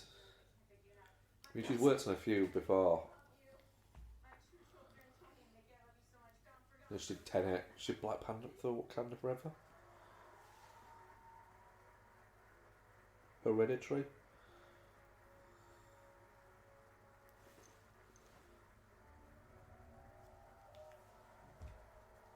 She seemed like she wanted to just say thanks to a few people and get the fuck out of there. She seemed very overwhelmed, didn't she, bless her? Yeah. Oh, he totally just checked out her ass, did DeVito then, didn't he? I mean, I feel like he's earned being a bit of a dirty old man. But he very much checked out her bottom then, though. Not Jennifer Lame. About Ireland. That's bullshit. That's cheating. I don't know what this is. It's his best song. Yes, I know it's a song. It is. It Never Went Away from American Symphony. Yeah. Okay. Yeah. Did you know that Diane Warren's nominated for The Fire Inside from Flaming Hot? What the fuck's Flaming Hot? Oh, I'm gonna blow your mind now. If I was to tell you, I don't think you'd believe me. So, Flaming Hot, right, is genuinely it's about the guy who claimed to invent Flaming Hot Cheetos, and it's like one of those like everything has to have a biopic now. Yeah. Yeah, that's it, right? Do you know who directed it? Who? Eva Longoria. And the song's nominated for a fucking Oscar. For a film that doesn't sound real. Yeah. By a director that was in Desperate Housewives. Yep. Standards have slipped, haven't they? I mean, that was about a 15-second. Fair play to that guy. He's been nominated for Academy Award. Give him a little bit more.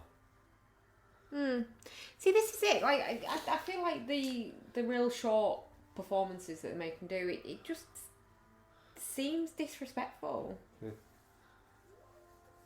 Oh God. Weird Barbies there.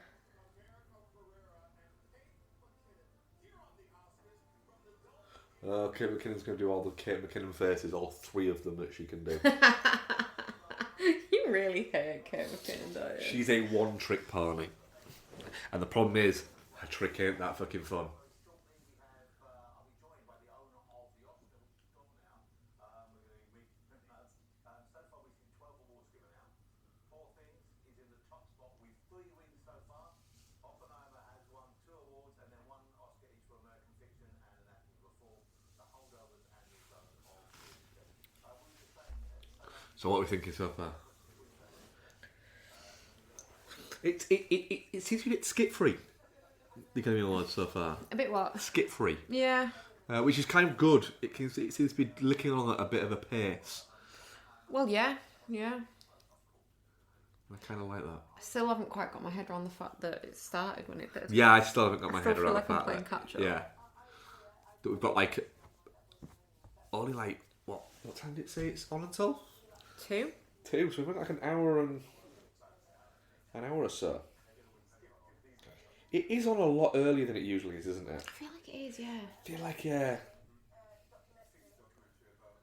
Like, I remember doing it, I don't think I did it last year, but I remember doing it the year before, and it finished at like 4, and I decided not to go to bed and then go to work, because 4 was too close to when I'd have to get up for work. Yeah. They have moved them forward an hour, I'm sure I read that, but I heard it was from 3 in the morning till 2 in the morning, but maybe they're referring to the ending. It'll Maybe. end at 2 instead of 3. Maybe you said it's 3. No. I'm going to leave you holding the reins. Go on then. Okay. Right. Don't make it weird, Mark. I'm going to make it real fucking weird. What else have I watched? So I also rewatched this week The Grand Budapest Hotel. I'd have watched that with you. Well, you didn't, did you?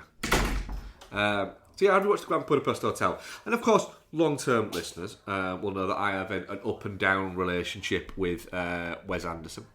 I remember seeing this when it first came out. And I kind of... I remember enjoying it enough, is what I would say. But I think that the elements of kookiness kind of bugged me a little bit. So I wanted to go back to it sort of to see if I'd sort of softened on those bits there. And just sort of seeing if it was just kind of like the fact that I struggled with Wes Anderson films that was kind of like clouding me against it. So like I said, I did go back and look at that. And it definitely was that. I enjoyed it a lot more this time around. I think previously I enjoyed like the opening of it, and I didn't enjoy once it ramped up and got going. I found it a little bit too indulgent. I'm the opposite on that now. I think it's I think the opening is a little bit too kind of slow. And you know, I think that once it gets going and you've got the Adventures of Gustav and Zero there, I really kind of enjoyed that, and I enjoyed the patter. It's a great screenplay as well. It ticks over with it. You great line deliveries from Ralph Fiennes throughout.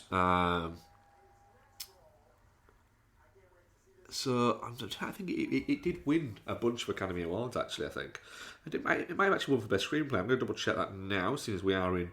We're literally doing the Oscars show, so I think it's wise that I know these things. But I actually really quite enjoyed it, to be honest. It's one that I'll probably go back to a lot more, which is now making me think: do I need to start kind of going back to other Wes Andersons? I mean, I'm not going to try and watch Life Aquatic, because I've tried so many times and I just don't get along with it. But yeah, let's have a quick look. It did win 4 Oscars, so it won costume design, hair and makeup, music, and production design. It was nominated for screenplay, but didn't win. Which, fair play, but it is a very, very good screenplay.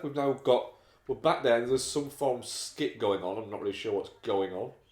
But a man who apparently is called Jimmy Kimmel is doing some tomfoolery with a Mexican-looking man who's now shouting at Charlize Theron. Yeah. Don't really know what's going on here. But Coleman Domingo is just looking fly. Don't know what's going on. Things are happening, Becky. Yeah, doing transpiring. Doings are transpiring. Who's out now? It's Kate McKinnon. And America Ferrera. America Ferrera. We are here to present the awards for Best Documentary Short and Best Documentary Feature. These awards Documentary short and best documentary coming up. films that give us real stories about real life. With past winners like Woodstock, Free Solo, An Inconvenient Truth, Jurassic Park, Jurassic World, Jurassic World Dominion. Kate, no. Yeah, those aren't documentaries. What And there we go. There's the Kate McKinnon first. I gotta say, I know you're not a big fan of America Ferrera, but she's killing that dress. She's a little bit, yeah. At least her straps fit her. Yeah.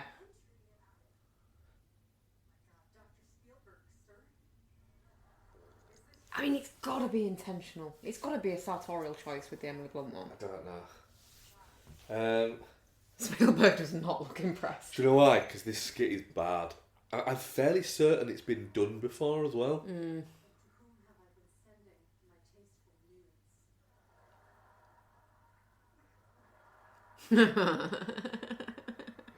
Fair play, Spielberg got in on that one though.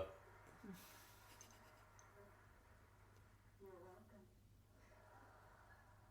The nominees for Best Documentary Short are I don't know what your problem is with America Ferrera. She seems adorable.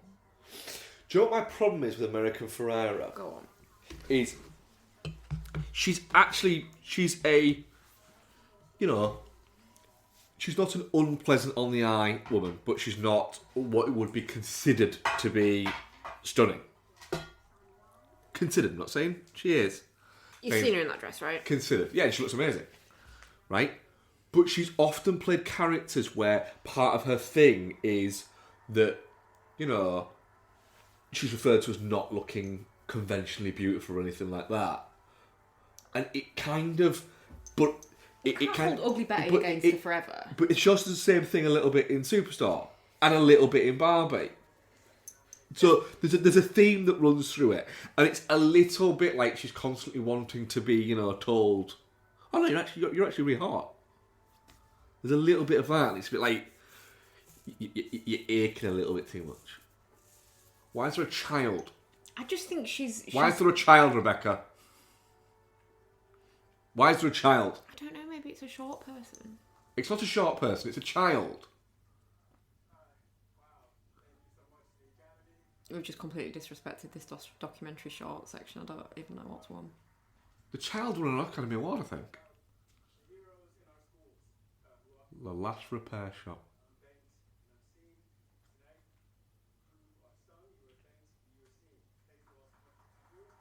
I'm sorry, but that man looks like there are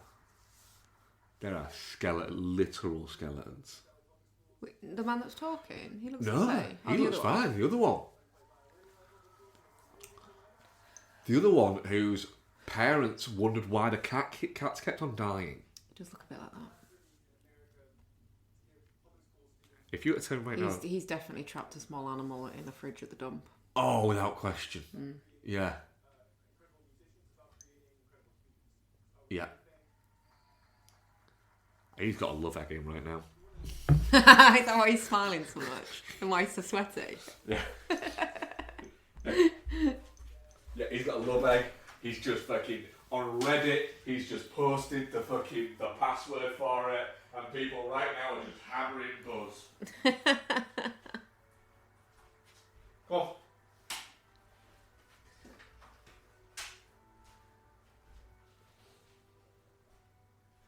You have to film that while getting drinks. Oh, I'll get drinks. You're better at filming me.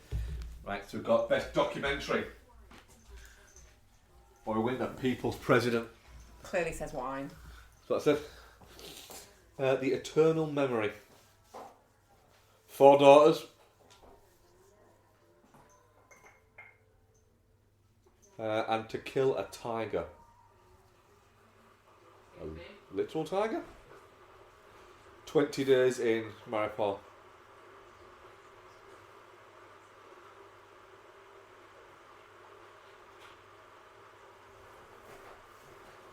It seems weird that they got two comedic actors to come out and do the best documentary ones.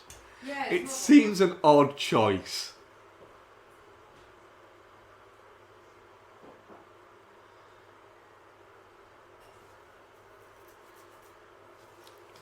For that, yeah. Weird. So best documentary there, coming out with 20 Days in Mariupol.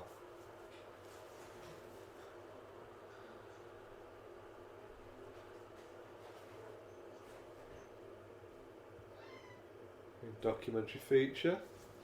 So we've still got some. We've still got some biggies, some big hitters left to come. I think we're down to. I think we've maybe got only like 7 or 8 left, actually. Oh wow, really? Yeah. So we've got. We've had original screenplay, haven't we? We've had adapted screenplay. Yeah. So we've got actor, actress, picture, director. Costumes?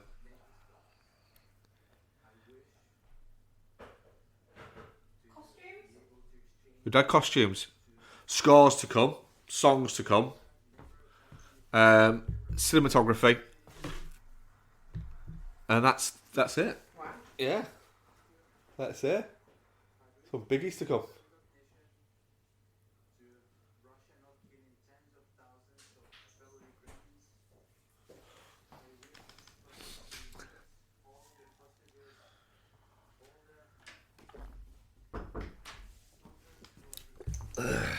What one documentary?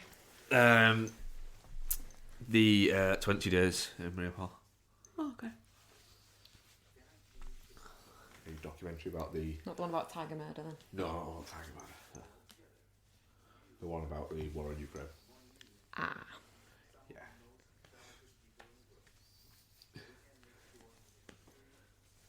Which again makes it even more odd that, you know, you got Kate McKinnon making quips about sending nudes to Steven Steven Spielberg. Spielberg and then presenting this to the Academy Award.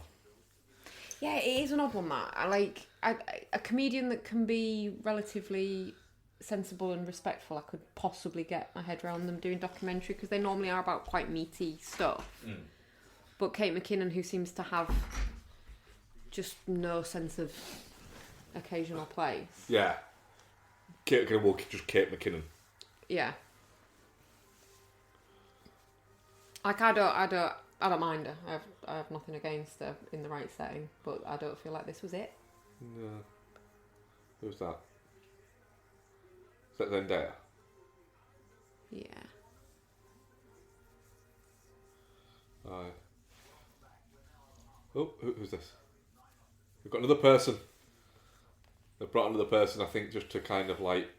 Try and inject some life into the proceedings. Yes.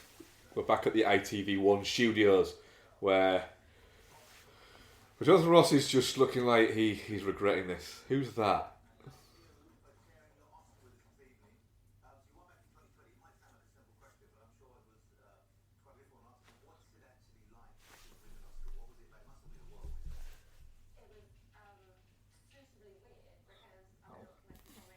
Best documentary short winner. Yeah. You know the quip I made about Just for Mengel earlier? Yeah, hi. Yeah, Jonathan Ross thought I was being serious, didn't he? That's why you shouldn't. Does look bad. Yeah, when you...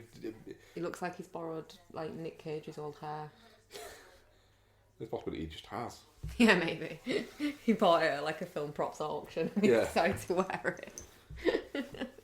I get the feeling that actually that Jonathan Ross just knows Nick Cage. And was like, If he can borrow and it. was just round one day and went, are you using this? No.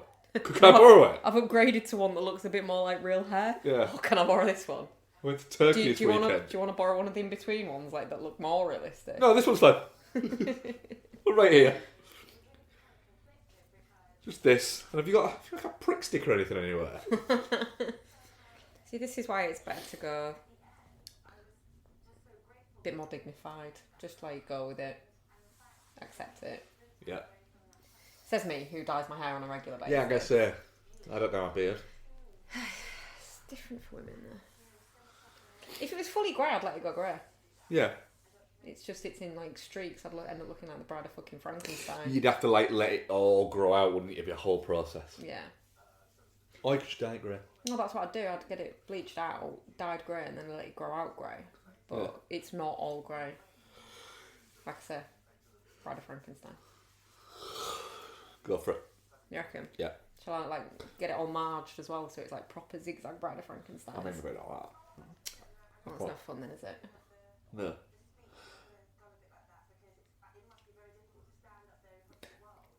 What ITV should be doing here is telling us who these people are more often. Yeah.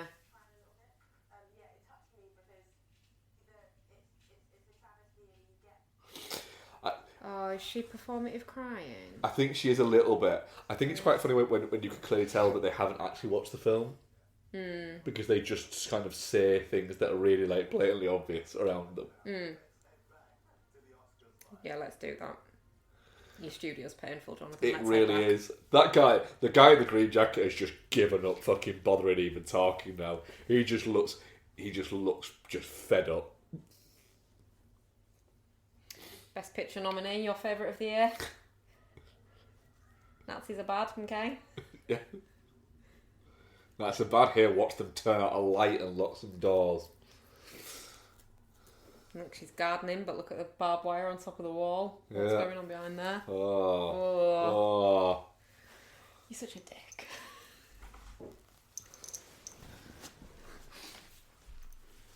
Oh, everyone's getting back to their seat. Yeah. Quick rush.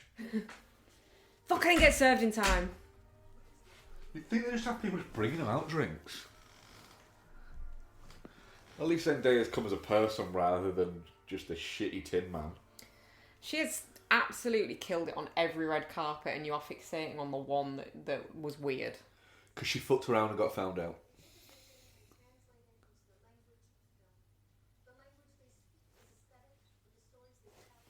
What have we got now? Dude.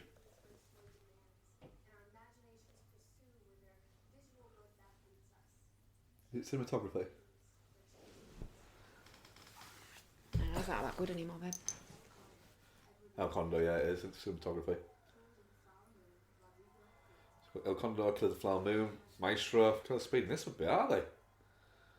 Oppenheimer. Poor Fangs. Thoughts? I think it's your Oppenheimer. Want and will. Yeah, probably, yeah. Fair. So Zendaya on her own presenting that. Usually they have two, don't they? Yeah. She's a very special lady, though. Yeah.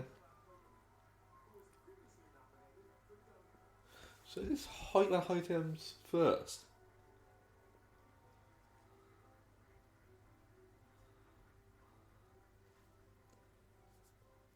I do think that in terms of a visual film, in terms of like the fact that a lot of the visual effects were done as, you know, as camera effects, effectively. Yeah. You know, it's you've kind of got to give the respect for that. Yeah, I don't disagree with this one. You know, it's.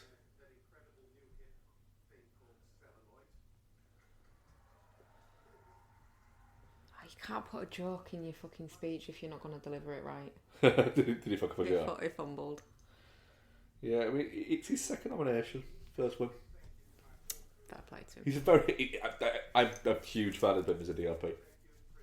The thing is, I think it's very easy to sit here and criticise people's speeches and stuff like that. It must be a lot. I know as well. They're not actors. No. They're technical Bods. people. Yeah. But I mean, yeah, let me just look at some of his work. Oppenheimer, Nope. You know, Tenet. Ad Astra's a beautiful looking film.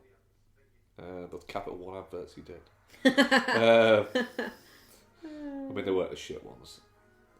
Dunkirk, Spectre, Instar's a beautiful looking film. Call Girl's a good looking film, actually.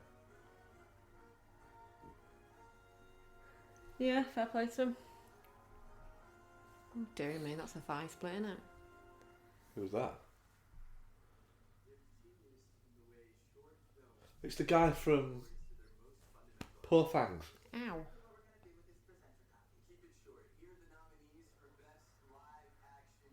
Best live action short. Alright, Bex, I've got a question for you. Go on. Right. And it's going to sound really mean, but I'm going to ask it anyway. Mm-hmm. So you go on a date with a guy, right? Mm-hmm. And he tells you he's an Academy Award winner. Mm. Right? What is like the most impressive Academy Award he kind of won? And what is like the least impressive? What would be the one where he went, oh, right, what did you win it for? And he told you and you go, oh, cool. He'd still be an Academy Award winner, or she'd still be an Academy Award winner. But you'd be a bit like, that's a disappointment that it wasn't better. It wasn't more, you know.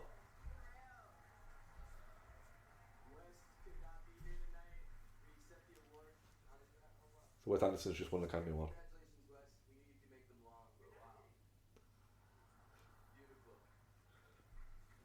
I don't think that guy can read, that's why he just made everything up there.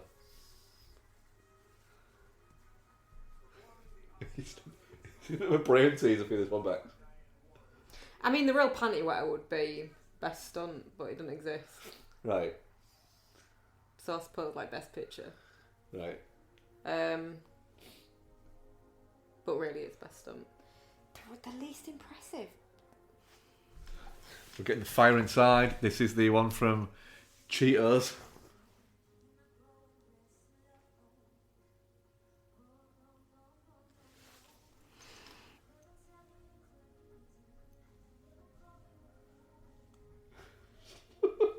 It's the Flaming Hot Cheetos movie.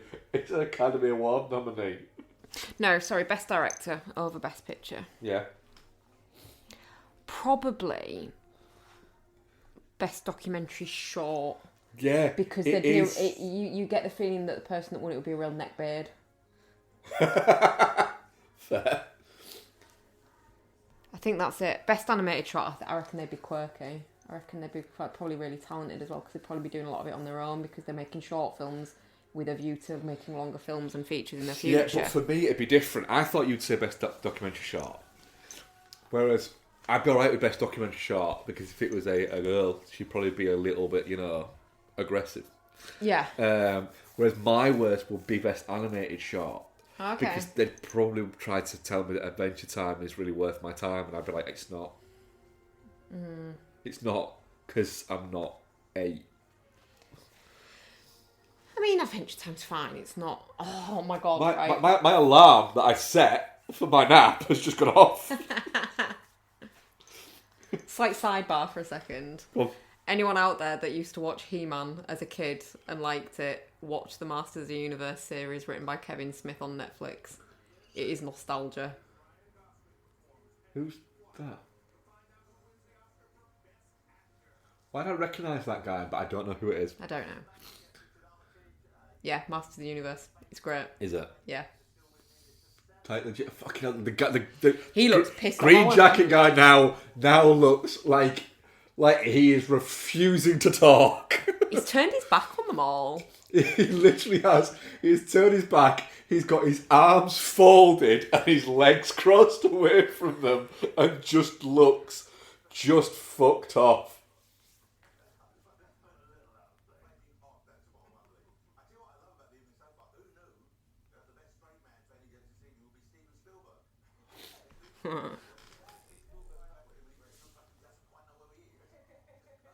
Oh, hang on. What do you do? Confirms Jonathan Ross's guests. We're Right. trying to find out who they are. I want to know who they are. Right, let's find out. Tell me who they are. Right. Richard Armitage is the one in the red. Who's he? I don't know. Oh, ITV and so- ITVX actor. Richard Armitage. What's he from? That is him.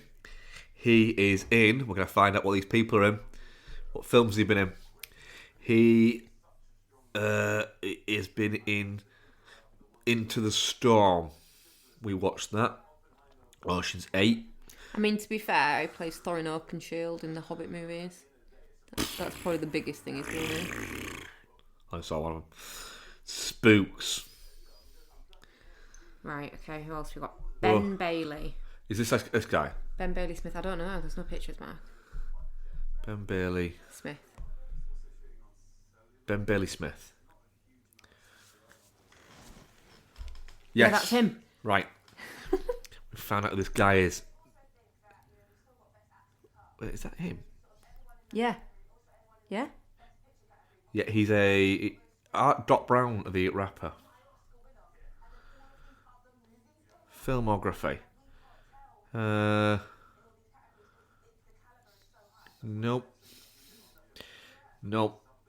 I do not recognise that guy, but I do recognise the rapper Doc Brown. So. And I do appreciate his sass and the fact that he is absolutely fucking done with Faye Ripley. Yeah. Faye Ripley off of Cold Feet. Yeah. Yinka. Oh, he's literally having an argument with her now.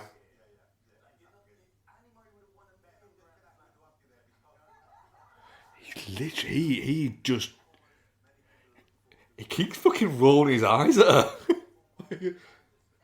Like he genuinely seems like he's gonna lose his patience with her in a minute. Is Baby Goose actually performing it, even Yeah. though he's there as a guest? Yeah. I love that. This is the content I'm here for. Yinka Bikini. Right, you have to spell that for me. Yinka Yeah. BOK. Bocchini, yeah. That. Yeah. She's a radio presenter.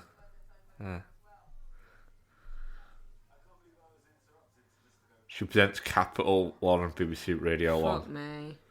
I mean, fair enough. She should, great career, whatever. You're doing well when you're broadcasting. But this is the Academy Awards. Why haven't they got like a couple of actors in there? They've got the guy from The Hobbit. And not even like the guy from The Hobbit.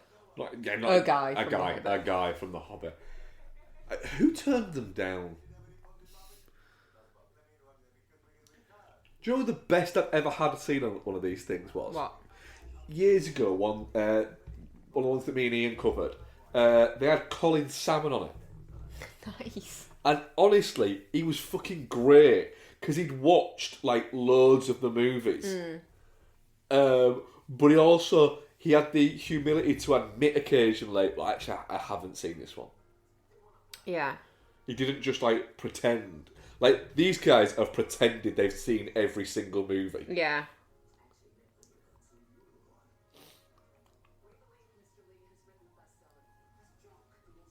So we're getting like the little they intersect them, don't they? Yeah. The best picture ones. Best picture ones, yeah. So they can show extended doofaloofers. Yeah. What's going on now? I think it's on just Ken. No, I don't think it is. I think it's someone coming out to talk about American Fiction. Oh no, it's this Jimmy Kimmel character Kimmel. that you keep going on about. That you seem to refuse to believe is real. What is he though? Jesus Christ. What? Jimmy Kimmel. Hey, look at there he is. Look, he's there. Yeah? Who fucking thunk? He's 56, Becky.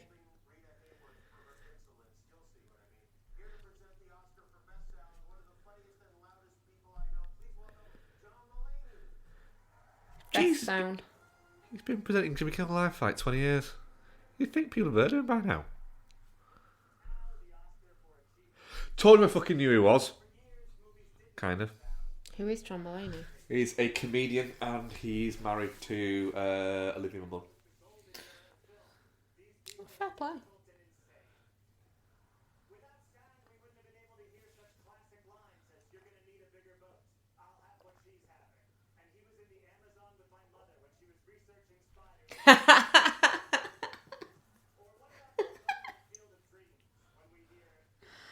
Everyone's horrible about Madam Web, aren't they? As well, but that line isn't actually in the movie.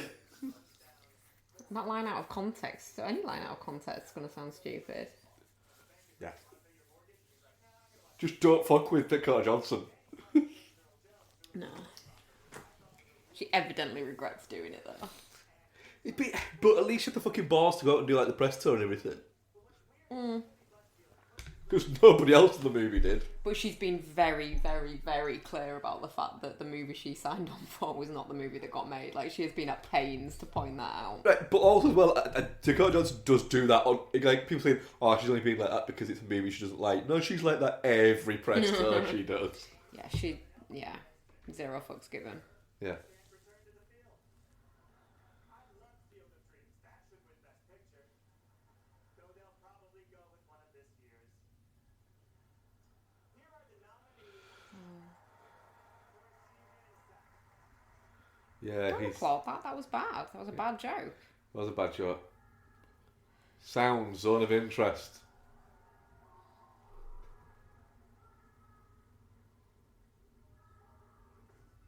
The creator.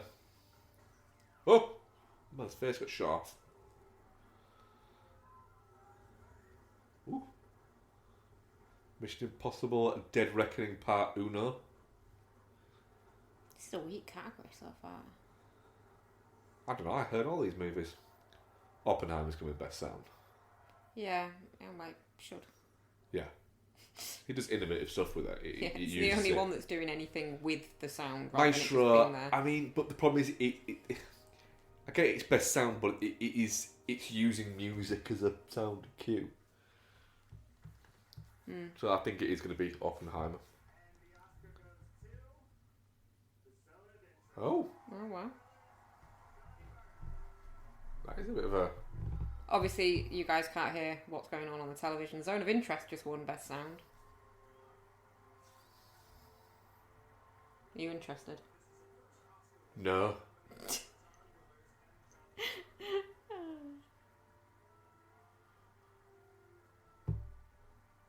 I don't really get that one. Again, it is doing bits within its sound. Yeah. Like, you've got bits that are happening, but then again, of course, the opening minute and the opening 3 or 4 minutes and the closing 3 or 4 minutes are just a noise wall. Yeah. So it's a weird one, but people seem to really like it because feel they have to. I don't feel like I have to. I like it 'cause I like it. Still not get it. We'll never get it. Stop pointing at your fucking shoes, mate.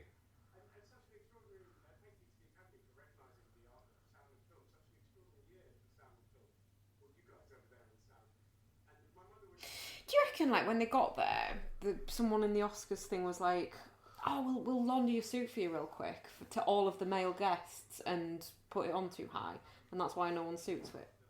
It is a weird thing. It's a very recurring theme. It is, yeah. That man there, he's alright because he was like, "Nah, I'm alright. It's velvet. It's dry clean only." Yeah. No, but it is not like it fits that well. It fits better than the other guys. Yeah. Or do you reckon maybe they've all just had a really big meal? Because they've all had a really big meal. There's a lot of bloat going on.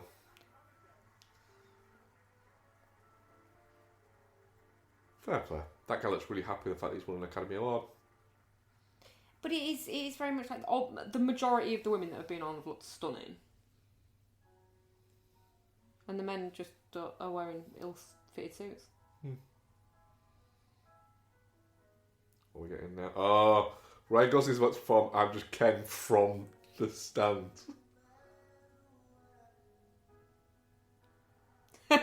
From behind Margot Robbie in a pink sequined suit. And a cowboy hat.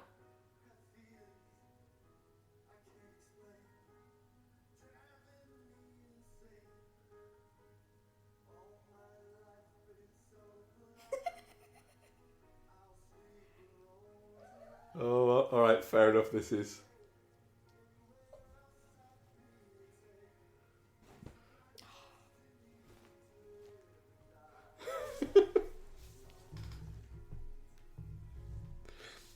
Is he doing that on a Marilyn Monroe stairs?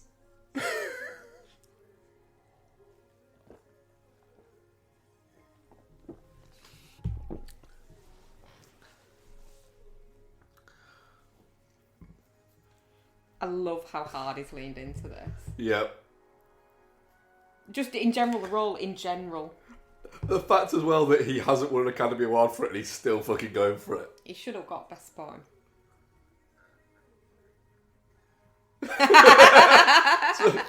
Ken just karate chopped through a plank of pink wood.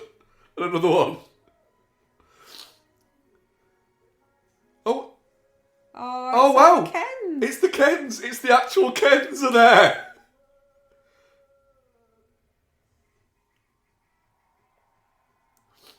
Oh, fair enough. Yep. Vintage Barbie face. This might have just stolen the Oscars. It was always going to. It was always going to, but it's just... Oh, what's going on? What's going on? Samuel Beng... It's all the kids. Slash! Slash is here now!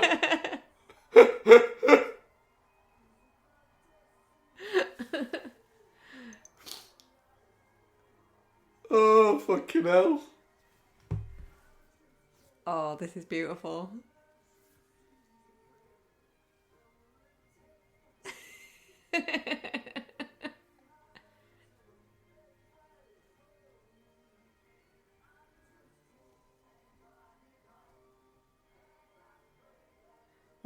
I know he's getting the rest of the cast to sing it. Oh, there's even words up so they can karaoke it.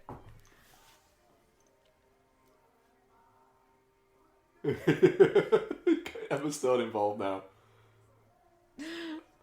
Oh God, He's he's taking the dragging up. cameraman with him.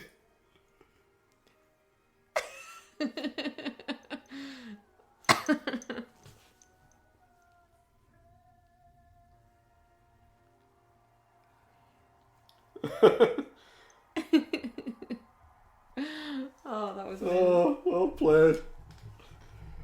The thing is now, that's not going to win Best Song. And I guarantee you somebody in the back there is going, just change the envelope, moonlight it.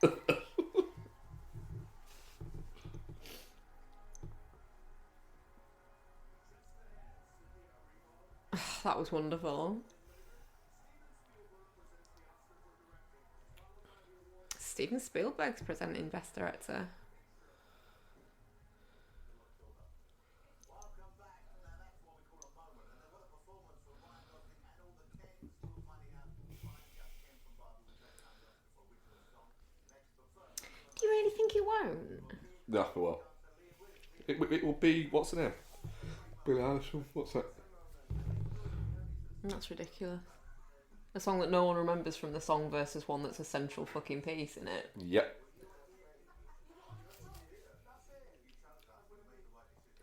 what was it like filming the sequences when you were there? What was it like on that incredible set? Do you know what?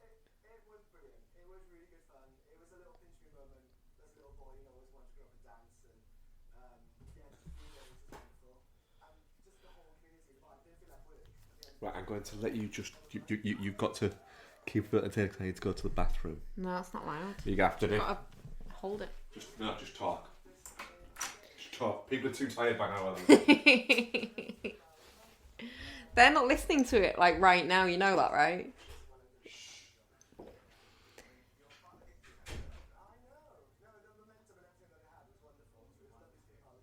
That was a great moment. Spielberg seemed to enjoy it as well.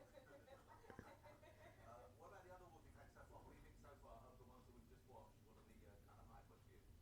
Zone of Interest sound, I think, was pretty well deserved. We were talking about, like, you could almost watch that film with your eyes closed and still kind of. Yeah, so the No Marks in the ITV studio are all talking about their opinions on the awards and telling on themselves a little bit more that they haven't actually watched all of the films, so that's interesting.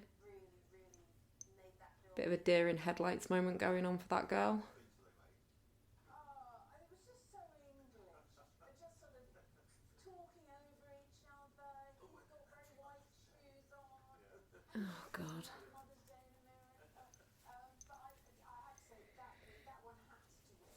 That for me, that was sort of hands down. Was always going to happen. Liam, I don't know whether you know, I don't know whether you've been ready, but do you have any information on Barbie 2 yet that you can share with us? I mean, why isn't Mark 2? Why not Ken? Yeah, they've got somebody on there who's worked on the Barbie movie by the looks of it, and he just seems to be baffled by the people around him, which is understandable. What? He's saying they've got a guy on there who's actually obviously like worked on the Barbie movie Yeah. and just seems to be baffled by who are these people around me talking absolute shite. So, I don't get it. It's not like we have a bad movie scene in this country that they couldn't have got any. You know, even if they had to only pick from Brits, there's Brits that work in movies that aren't fucking TV stars and rappers. And Radio 1%. Yeah. It just seems like an odd group.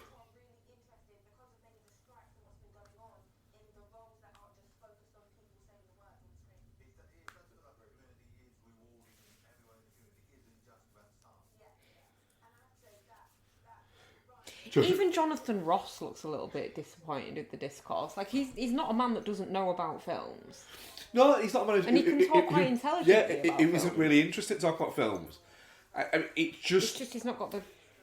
I think what they've done is they've tried to do what Sky did. And Sky did it not too bad. Who is it they had? Alex Zane. That's it. Yeah. He got better over time, though. Alex Zane's biggest problem is you constantly felt like he was trying to prove his knowledge. But it felt like he had cue cards pre-prep. I think with Alex Zane is he kind of came to prominence when he was quite young and constantly had to... It felt like he had to prove himself because he was quite young. And then continued to do that with the mindset of, oh, I need to prove myself because I'm quite young. But then he's like... not young anymore, but still doing it in this real needy way, and it's like, mate, Yeah, you're not a whippersnapper anymore. Like when you get a footballer people keep on referring to as a young footballer, and it's like, dude, that guy's 28. Yeah. Are they auctioning off Ken's pants? I don't know. This Jimmy Kimmel character, is it? Appears to be keeping him.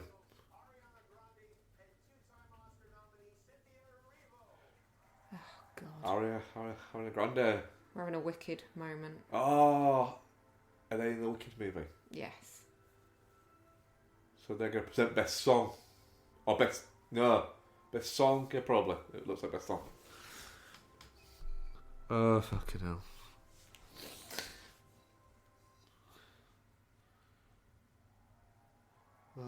What is going on here?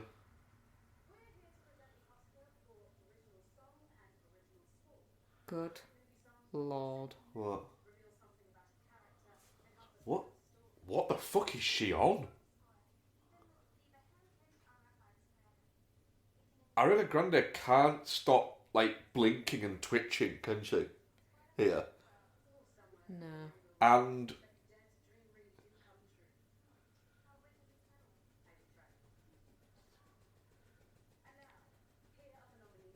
I could get my head round the nose ring. I could get my head round the bald head. I can't get my head round the shaved eyebrows. What the fuck has gone on there? I can't get my head round the fact that how much work has Ariana Grande done? Why has she had her face pointed? Oh, she's just lost an awful lot of weight. She's lost an awful lot of weight, and apparently it's just because she's healthy now. Right, yeah, that's what happens to healthy people. But she's also she's bleached her hair, obviously, but she's bleached her eyebrows as well, and it's made her just look emaciated. Yeah. So best score. Original score. Oppenheimer. Ludwig Göransson. Again, I think that's his third. Is that his third in 4 years? I feel like that was always getting score. Yeah, it's a very good score. But as well, Ludwig Göransson, what else did he win for?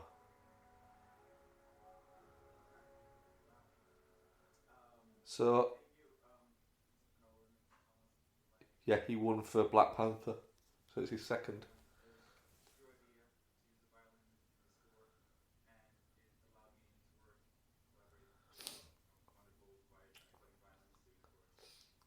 So that's why Ariana Grande is there then, What? to present this. Oh, yeah. I was questioning it, why Oh, she's right there there. in general. Yeah. Why the fuck are you here? Yeah. You skeleton. Home wrecking skeleton. What's she been wrecking homes? Because, oh, bless you don't go in those corners of the internet, do you? She's not very popular on the internet at the moment. She's Why? releasing a new album and it's all referencing stuff about her relationship with her co-star who left his wife and newborn baby What coaster? What's it? in Wicked. In Wicked? Yeah. Who's she in Wicked with? Oh, I don't know. Some ugly troll. Wicked. Oh, fuck off. I'm not that surprised.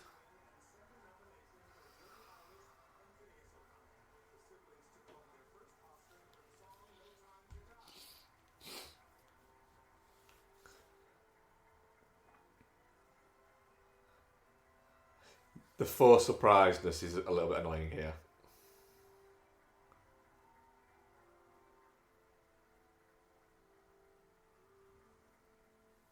Isn't it? The whole thing's a bit annoying, to be honest.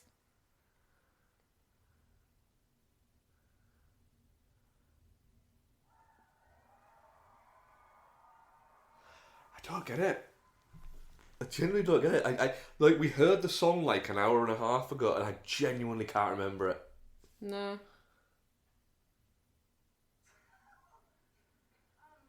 Thank you so much to the Academy. I feel like I just didn't think that this would happen. I was not expecting this. I feel so incredibly lucky and honored. Thank you, Grandma. I wasn't expecting this. You were like 1 to 10 on a win. Because she probably knows it's a shit song as well. This goes out to everyone who was affected by the movie and how incredible it is. It's just a bit weird. It's just a bit. Fair play, you've won it. But his response has been fine, but hers has just been like, oh my god, I can't believe this has happened to us. It's your second Academy Award and you were favourites to win it. I want to thank my best friend Zoe for playing Barbies with me growing up and being by my side forever. I want to thank my dance teachers growing up. I want to thank my choir teachers, Miss Brigham. Thanks for believing in me, Miss T. You didn't like me, but you were good at your job. And thank you to the Academy. Thank you, Joe Maris. I love you.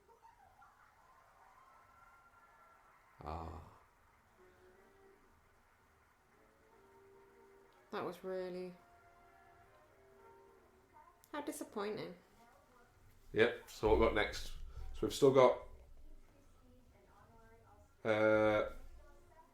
director, picture, actor, actress. Yeah? That's all I've got left, isn't it? Yeah, I think so. Yeah.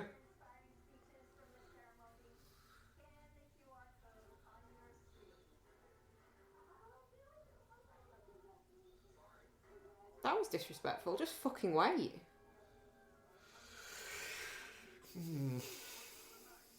The more I see of Billie Eilish, the less I like her. I don't really like her.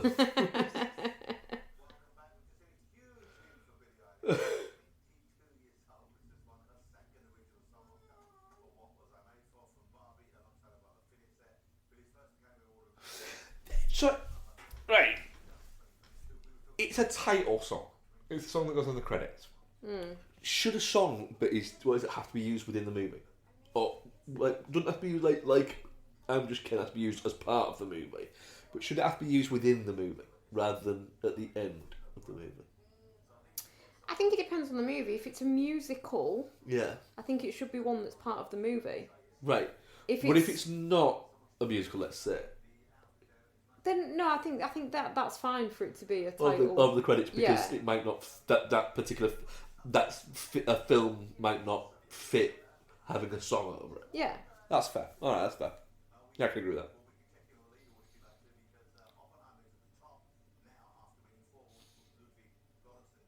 So we're doing a leaderboard. So Oppenheimer's on 4, Poor Fans is on 3, Zone of Bar Interest is on 2, and then this film's on 1. Babs only got 1. That's a bit weird, though, isn't it? The Babs only got 1, and it's for the wrong song.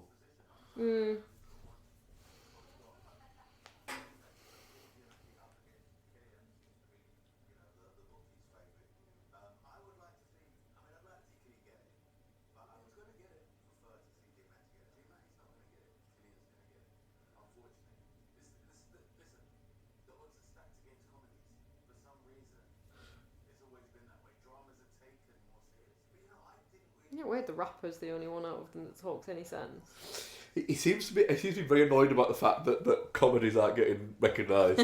What is that? He said it like 3 or 4 times.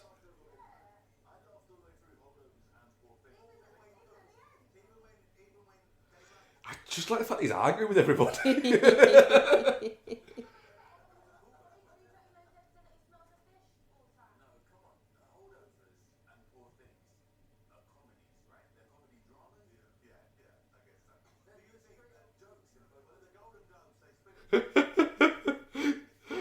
This guy's just arguing with Is he people. arguing about the definition of a comedy now? Yeah. Because someone's just said that Poor Things isn't a comedy, and he's like, come on.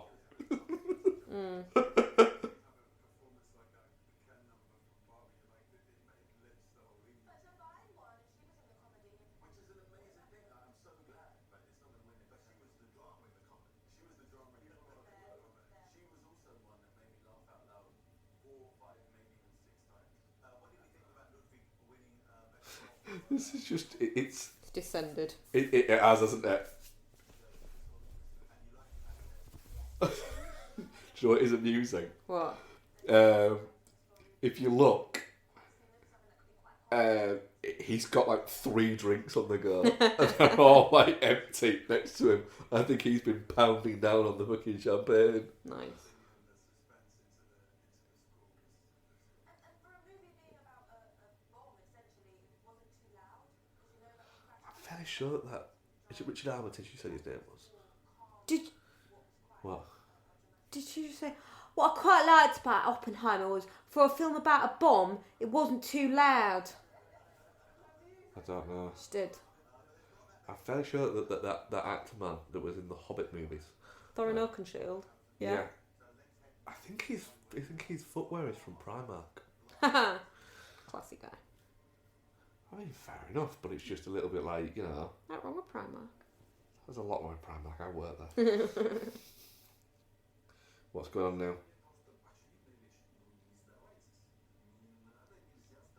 What's going on? Some man is telling us off.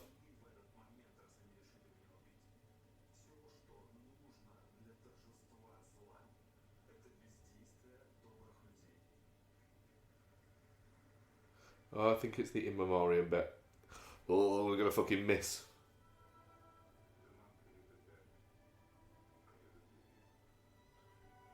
Michael Gambon.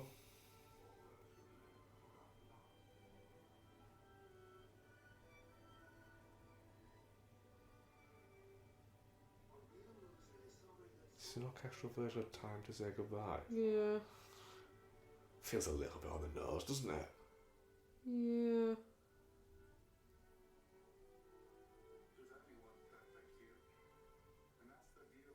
King Julian Sands.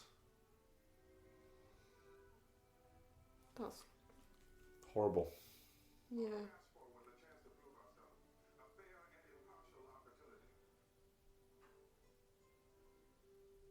It's what you do to the people you say you love. That's what matters. So yeah, we're getting the in memoriam bits. Look how Paul Rubens was that on this year. Piper Laurie.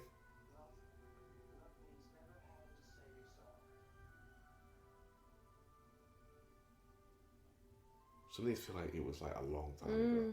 So quite busy, this, isn't it?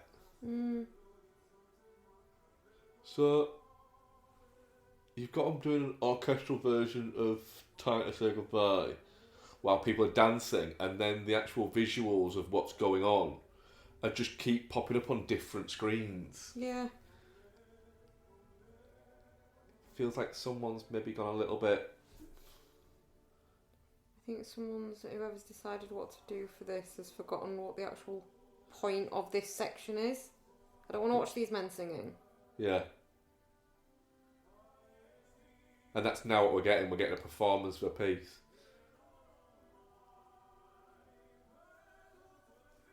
This is weird. They can never get the in memoriam bit right, can they?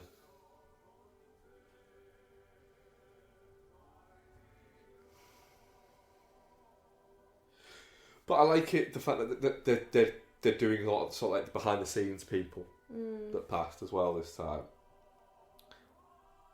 rather than just the notable faces. I mean, now we're not. We're just watching two. We're just watching two old men. Well, an old man and a man and a... And a man and his son sing. Oh, Matthew Perry's actually on this one. Why? What did he get missed on? Emmys, I think. Okay, hell. Or Globes, one of them. Really? Yeah. Oh, will he be on the TV one? Ooh. What, like he's not been in a movie ever? It's a brilliant movie, fucking 17 again. Great. It's a say great fucking movie.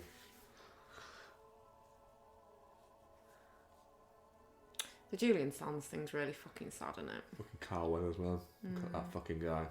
Freaking.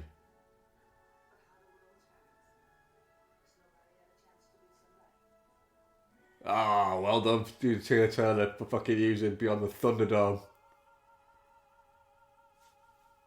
Wow, and then just a bunch of names at the end. Oh, that was bad. That was bad. That was bad. You're clapping death. Oh, that was bad. Oh, scan this QR code for an in memoriam tribute. Good Lord. Oh no, Jonathan Ross is trying to be serious.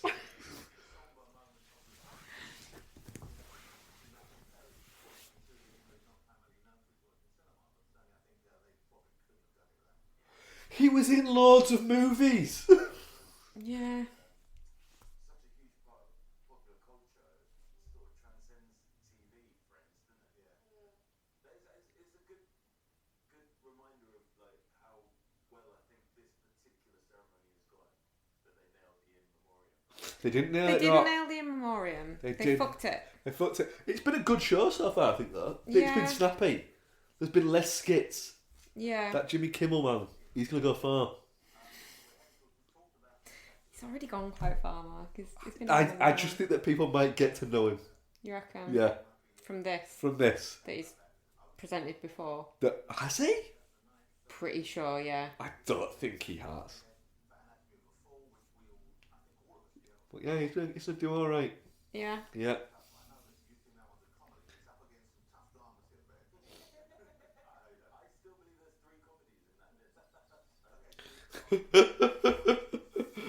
This is just such an awkward room. I feel like they shouldn't be serving them alcohol. Well, what's her name? The radio presenter. Yeah, she looks like she's got a cup of tea. She's got a cup of tea, I think, there. Yeah, she was does, eating yeah. popcorn earlier. She was. You know, and don't get me wrong, she shouldn't be there presenting the Oscars bit there. But I kind of dig her vibe in the fact that at one point she's eating popcorn, now she's having a cup of tea. Director, go on. It's going to be Nolan. Yeah. It's going to be Nolan.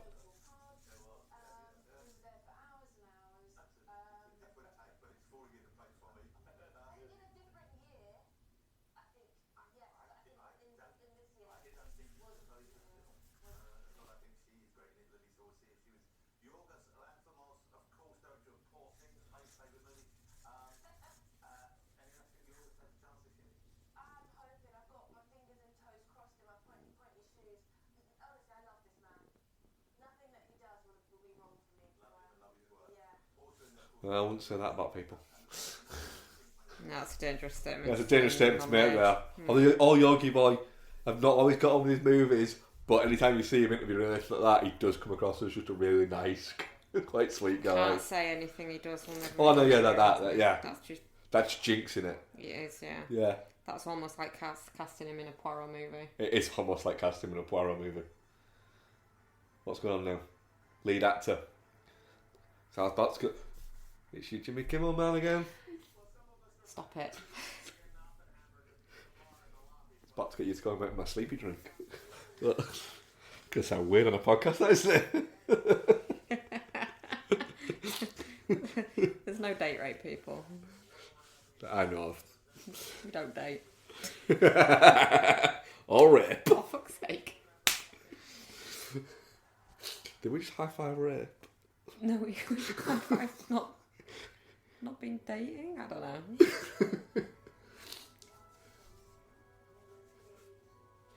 So Nick Cage, Matthew McConaughey, Brendan Fraser. I don't know who the guys are. Well, that's Forrest Whitaker. Forrest Whitaker and Ben Kingsley. That was Ben Kingsley. That was a real bad picture, though. Oh, Brendan Fraser's looking good. I'd say I admire Ben Kingsley's commitment to the goatee, but I don't. We're here to speak about the great talent of this year's 5 nominees for actor in a leading role. When you see Jeffrey Wright in a film, I mean, it's Cillian Murphy, right? Yeah, it's got to be Cillian Murphy for this one. Yeah. you instantly know it's going to be good because he's so good. Jeffrey, in American fiction, you are funny and furious, flawed and empathetic, and for the way that you elevate the craft, we're indebted to you. It must be weird that these guys are there going, I'm not in it for Academy Award, but I pretty much know I'm not winning.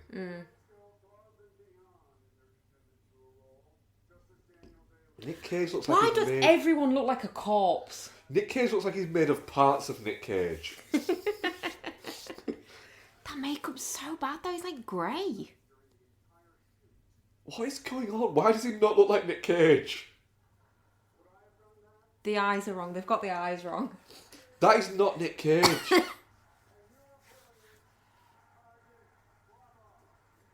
Is it AI Nick Cage? Maybe they're all AI. That is not Nick Cage. It's like he went in the face-off machine and it came out wrong. And they had to bring him out wrong quickly. Conor looks like he's carved out a walnut for some reason.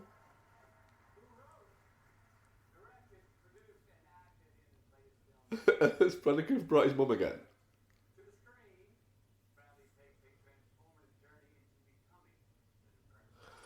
Do you reckon Matthew McConaughey thinks, oh God, I wish I could grow a beard. I'm going to try growing a beard.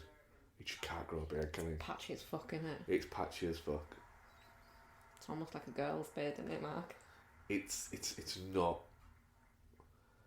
Right, no. Someone backstage, right, they need to fire whoever's done the makeup for the men for this year's Oscars. All the lighting, yeah. All the lighting, yeah. Everyone looks... No, it's, Everyone looks grey. everyone looks grey. Yeah.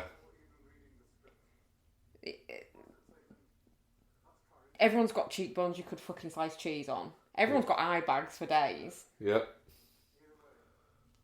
Seriously, Ben, stop having a fucking goatee. It's weird. Maybe he's tried shaving it off and he hated It's how he not looked. 2002.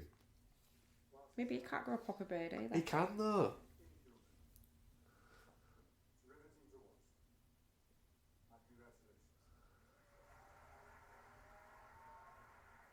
I do like the way he speaks, though.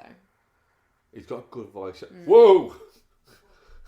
He sat down. Forrest Whitaker looked like he was not expecting that. Like, shit. What am I doing? Who am I saying this to? Oh, this is this really bad film with the... Rustin, yeah. Yeah. It's not great. I mean, I like Coleman Domingo. Yeah? If anyone heard that beeping, that was all 3 of Becky's Casio watches going off at the same time, wasn't it? Well, it's the same time on all of them. Why put 3 watches, brah? I like Casio watches. How many Casio watches you got, brah? 5, I think. 5. And the Oscar goes to... Cillian Of Murphy. course it is. I mean, it's deserved. Yeah.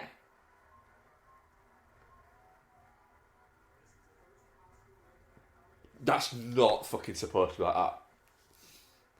That dress. It's not. Do you reckon they've got like the waist in the wrong place, so it's pushing Yeah, it up at the shoulders? think It's it quite is, yeah. stiff or something.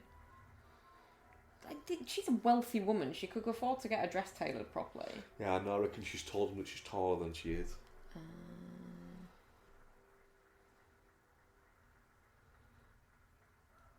Do you reckon he's looked at Nick Cage and then gone, you're not fucking Nick Cage? Everyone knows it.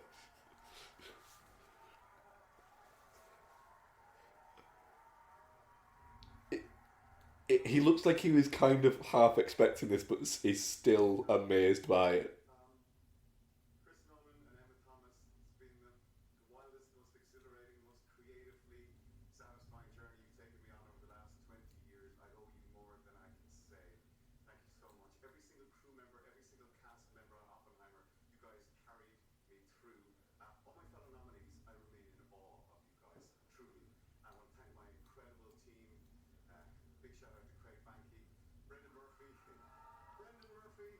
Mary Murphy, Yvonne McGuinness, my partner in life and art, my two boys, Malachy and Aaron, who are sitting up there. I love you so much. Of course, he's got a son called Malachi.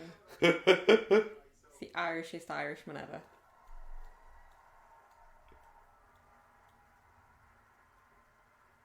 You know, we made a film about the man who created the atomic bomb, and for better or for worse, we're all living in Oppenheimer's world, so I'd really like to dedicate this. Sorry for the dead air, guys. We're listening to the acceptance speech. Yeah.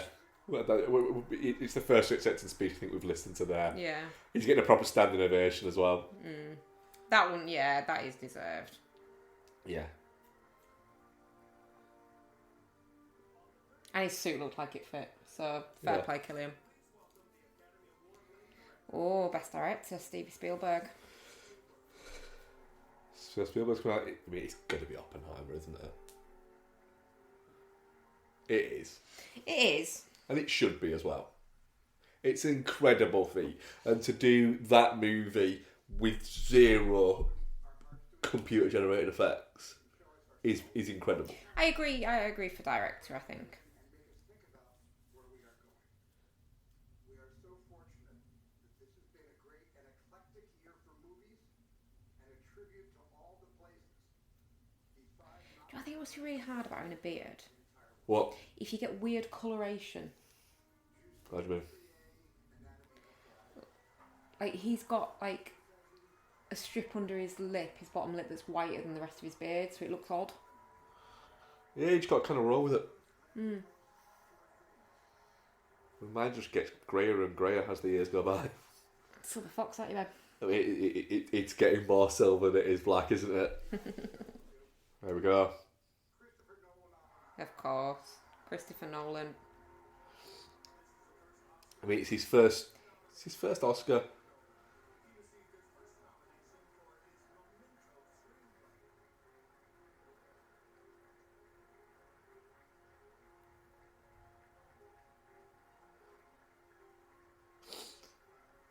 I think he deserves it for body of work as well. As well, yeah.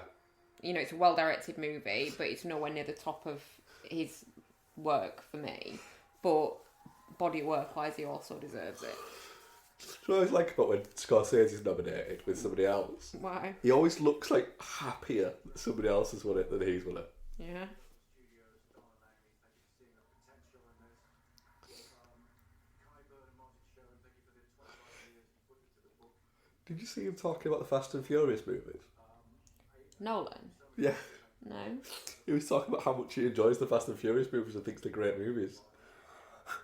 And like was saying that he rewatches them quite a lot. They're great popcorn. They are great popcorn, but it's just I like the fact that Chris Nolan has the it's like I'm Chris Nolan. I'm going to say I fucking love fucking Too Fast Too Furious. And actually says you should start if you want to start watching them. You've not watched them before. Start with Tokyo Drift. It's great. I can't decide whether I want to rewatch Fast X or whether I just want to find a supercut that someone's made of all of Jason Momoa's bits and just watch them. I quite like John Cena's bits in it as well. What, where he dies?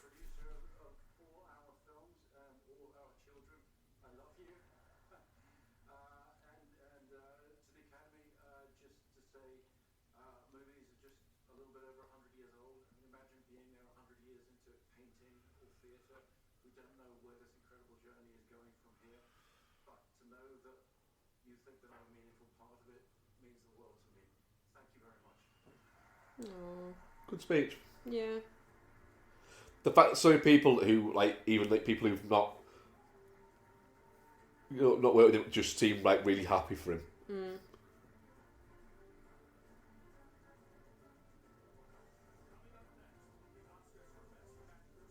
So it's actor, actress, and picture to go.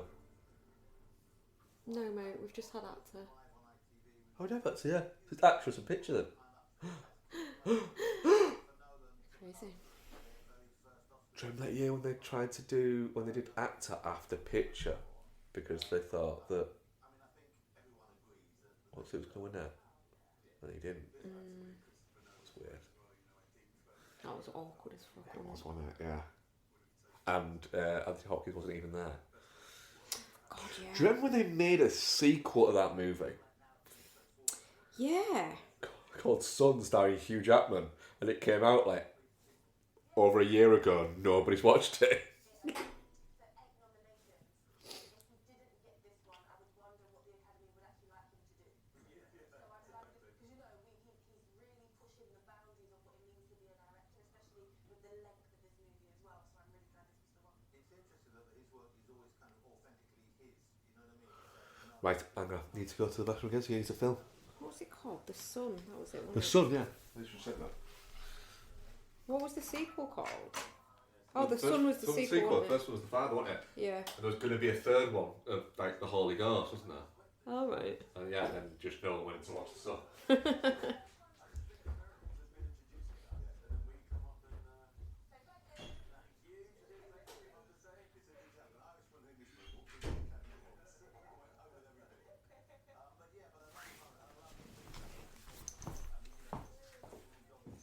quite a reserved person, quite a private person.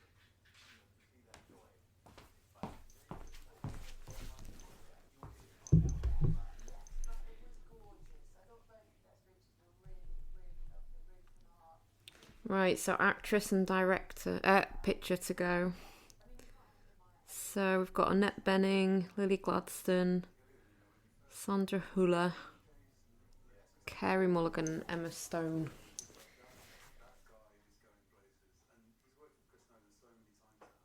To have held this entire film in IMAX, in close up, it's like it's almost like it's his muse for this.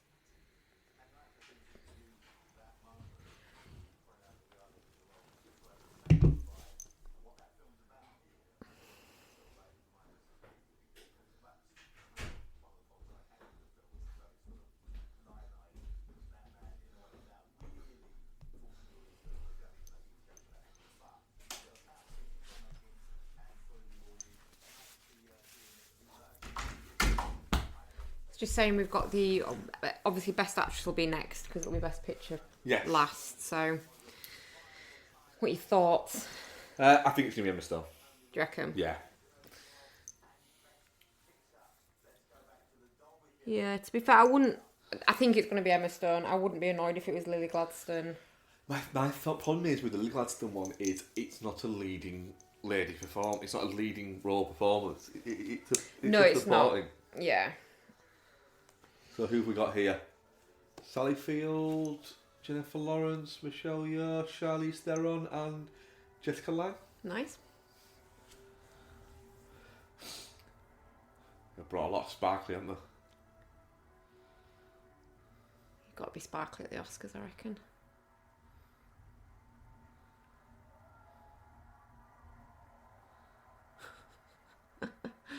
Isn't it wild that Michelle Yeoh looks the best out of all of them? Yep. I mean, no, not really. It's an honor for us to present the award What do you think? Who do you think getting it? I think Emma Stone will get it. nominated for her role in The Anatomy of a Fall. As a woman accused of killing her husband, at the heart of this powerful performance is how sounding I'm gonna have to watch his Anatomy of a Fall. Yeah, we are going to watch it. I say it's not that I don't want to watch it. It's just that it's carving out time to watch something that is quite. There's 2.5 hours long. Yeah, so like Yeah. the carving out the time.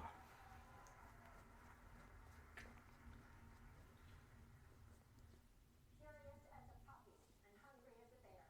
Emma Stone's brilliant Bella is uncanny, uninhibited, and Of course, the quirky Sally Field is doing the Bella Baxter. Yeah. completely steps into the world, awakening into her body and the sensations of being alive without boundaries. It is an unforgettable and endearing character, created by an actor who is I wonder how comfortable Emma Stone is with getting so much attention for such a like out there performance. If you're gonna do it,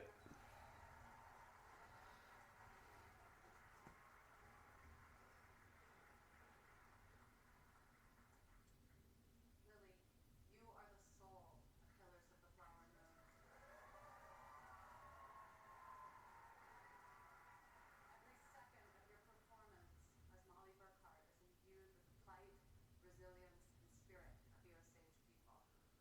Your advocacy offset is a powerful display of dedication and leadership, illuminating and helping us recognize. it's a great performance. I just think it's not. It is, but it's more ensemble-y, isn't it? I Yeah. guess like I think neither Leonardo DiCaprio nor her are the lead. The lead, no, there's quite a lot. The story is very much the lead kind of element of it.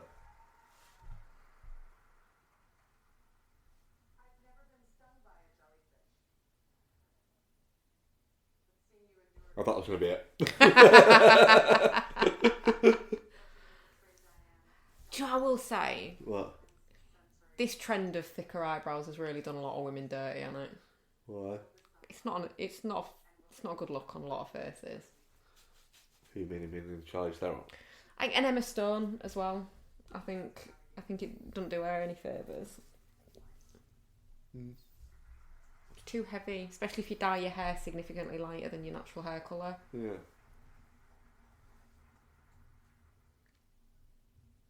Fucking love Jessica Lange. Carrie Mulligan radiates as Leonard Bernstein's wife, Felicia. She does, to be fair. She's very good in it, actually. In a film I didn't really like, she's very good in it. Yeah. Yet endearing love. But I mean, Kerry Mulligan and being good in things is not really a big surprise, is it? Let's be honest. No. We watched recently. Spaceman. That was it. Yeah. She's good in that as well, She's actually. very good in Spaceman, yeah. I've watched her in quite a bit recently, actually. Someone else watched her recently. Would not have been the movie it became. Carrie, you are so deserving of this honor. She does seem like a really genuinely nice, humble person as well when you see her talk as well. Yeah. And the Oscar goes to Emma Stone. Of Yeah. course it does. Emma Stone. Oh, don't act surprised. It's your second. And you've won everything else.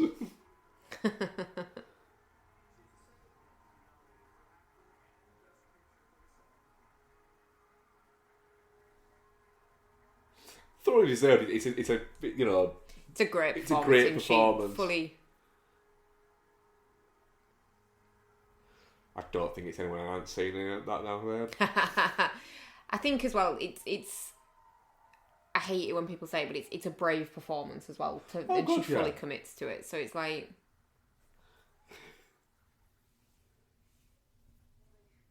My dress.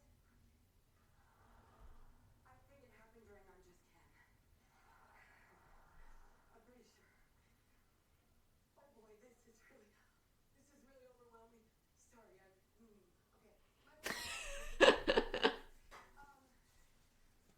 The women on the stage, you are all incredible, and the women in this category. Sandra, Annette, Carrie, Lily, I share this with you. I mean, not really. Not really. You're the one taking it home, putting it on your shelf. You don't Yeah. really share it with them. I don't know what I'm saying. Oh my god, I'm totally okay. Do you reckon she'd have been okay if her dress wasn't broken? I think it's thrown her off a little Yeah. bit. Yeah. That maybe something like this could happen, and Yorgos said to me, please take yourself out of it. And he was right, because it's not about me.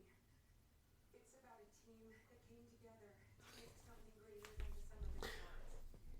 And that is the best part about making movies. It's all of us together, and I am so... Again, sorry for the dead air, guys, but we actually just did a bit of an acceptance speech here. We are at the biggies. We kind of got her. Yeah. who poured their love and their care and their brilliance into the making of this film. And Yorgo, thank you for the gift of a lifetime in Bella Baxter. I am forever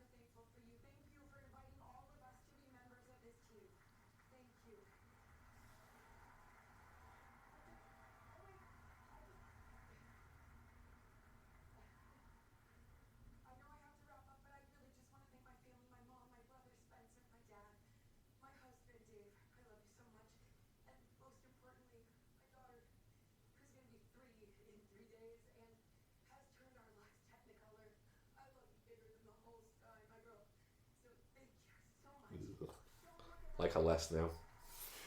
What, because she's a parent? Oh, 'cause she likes her 'cause she kid. likes her fucking kid. Oh, Annette Bening does not look happy, does she? She never does look happy, does she?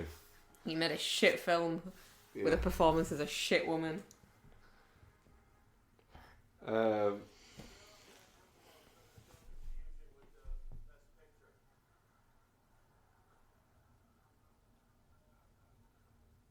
She needs to whip up some fucking costume, fucking, what is it? See if they can fix it for her.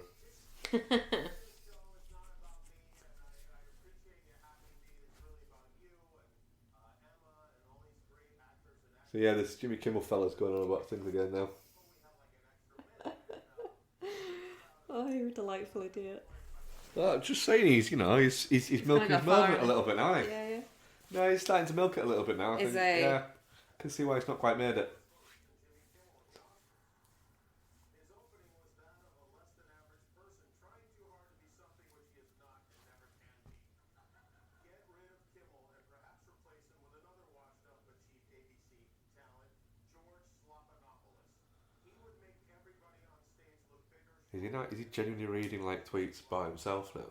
I believe so, yeah. Yeah, this just feels a little bit weird.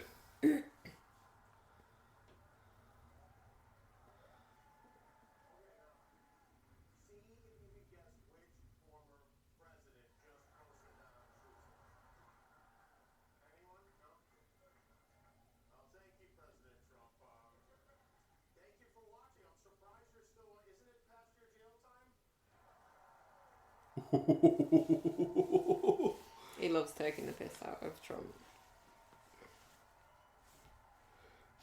But getting all of Hollywood to clap a Trump joke is quite a...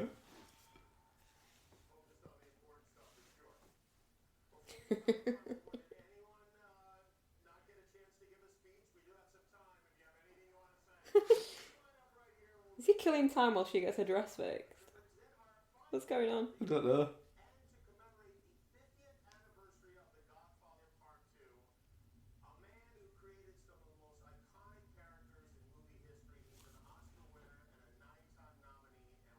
Is De Niro about to get up on script?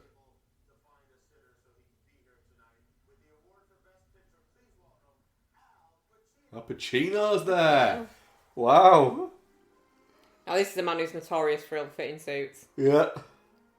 Oh no, he's alright. Well, I won't see it properly from the front True, yet. true. Give it a moment. Give it a moment. Go on, Al.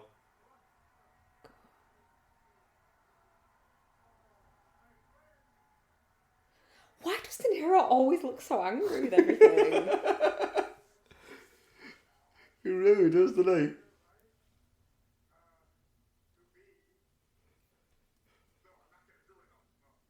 Pacino, for a man who's been like 30 years sober, always looks like he's had a bit of a drink, doesn't he?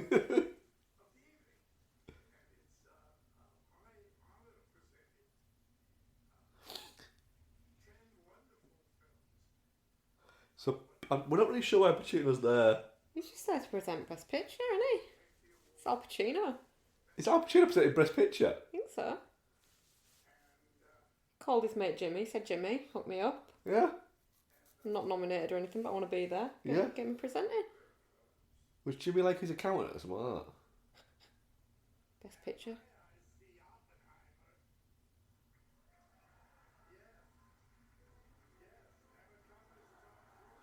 That was the least energetic way to announce the Best Picture. Did,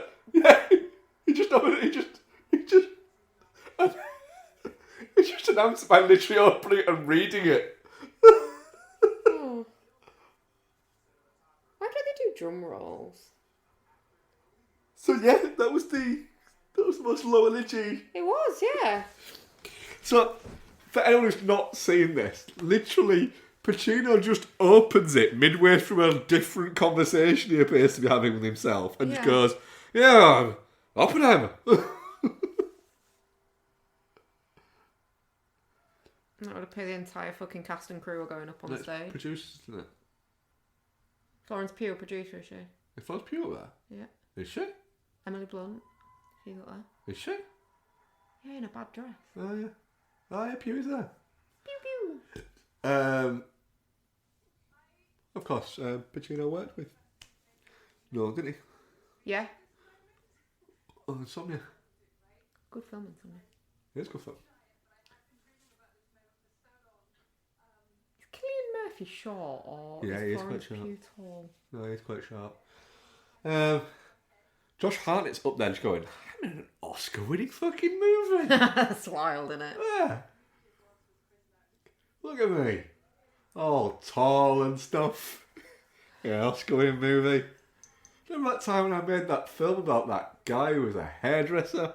And now I've won an Oscar. He hasn't won an Oscar, but he's an Oscar-winning movie. What film? Like called Curl Up or something like that. Oh, I don't know. He was oh God, you must have seen this.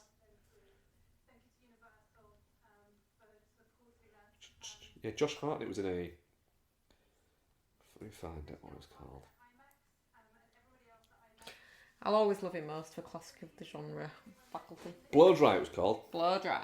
Blow Dry. In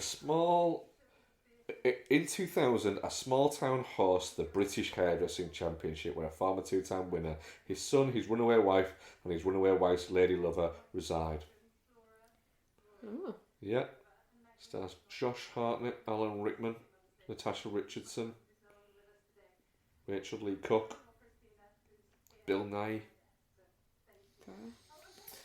Yeah, but it didn't largely get that way. While Oppenheimer's winning Best Picture, someone talking about the 2001 film Blow Dry. Oh, do you know, I completely forgot that Bunraku even existed like that. Bunraku. I might do a Josh Hartnett retrospective. I watched a Josh Hartnett movie this week. It was called Six Below. Yeah, was it good? It's alright. It's alright. He plays a snowboarder who gets lost out on the mountain and like he has to just survive on his wits, but he's also a meth head. Fair. Yeah. So Oppenheimer. Oppenheimer, yeah. Okay, Al Pacino literally just like he remembered midway through a fucking weird monologue that he was going on.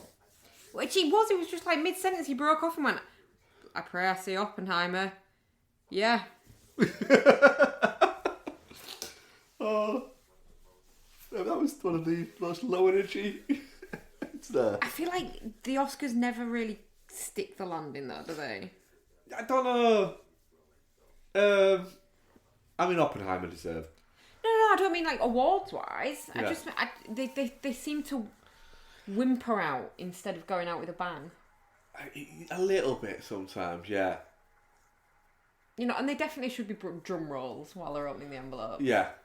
Because it is just like watching someone awkwardly fumble at an envelope silently, Yeah. and then they say,